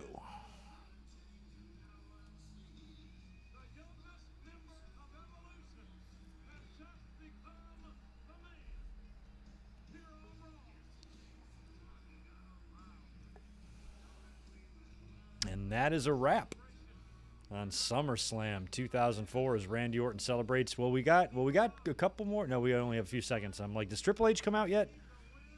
But I think that might be saved for tomorrow.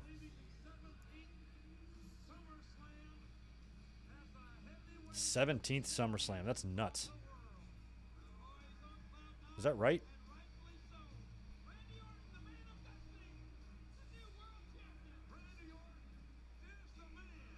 Randy Orton is the man. He's the new World Heavyweight Champion. Well, I'm glad we finally took a look back at that show. It's been a long time since I've seen it. I definitely wouldn't have watched this one for any other reason other than a watch-along, so I'm glad we got to it. So I'm going to be doing more polls, excuse me, not just for members but for everybody else as well, and we'll try to let you guys help decide which ones we do next. But now we're moving into September. Of course, next week we will not be doing a watch-along because it's All Out next Sunday night. So the plan is for there to be no Raw review tomorrow, but there will be a Dynamite watch-along on Wednesday, and on Thursday we're going to be doing Clash of Castle and All Out predictions joint video. The links to both are already on the channel. And then, of course, on Saturday, there will be no Winged Eagle podcast because I'll be coming up here in the afternoon to review Clash of the Castle. And then on Sunday, we'll be reviewing All Out. So Wednesdays and Thursdays, videos are already posted now, or the links, excuse me, are posted on the channel now. And then Clash and All Out reviews will be posted probably tonight or, tomorrow or something like that. So keep a lookout for all that. You guys have a great rest of your night. I appreciate you being here as always. These watch-alongs are always a blast. So 2 weeks from today, we'll be back here to watch something.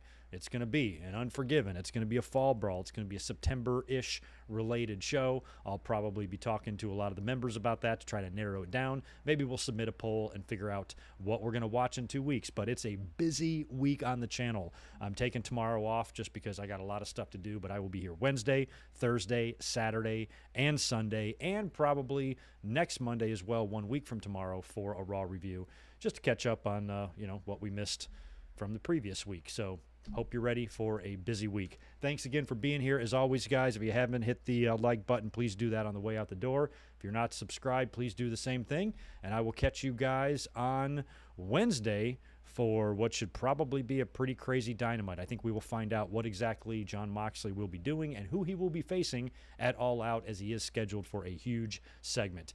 You guys have a great rest of your Sunday night and a pleasant Monday tomorrow. Y'all be good.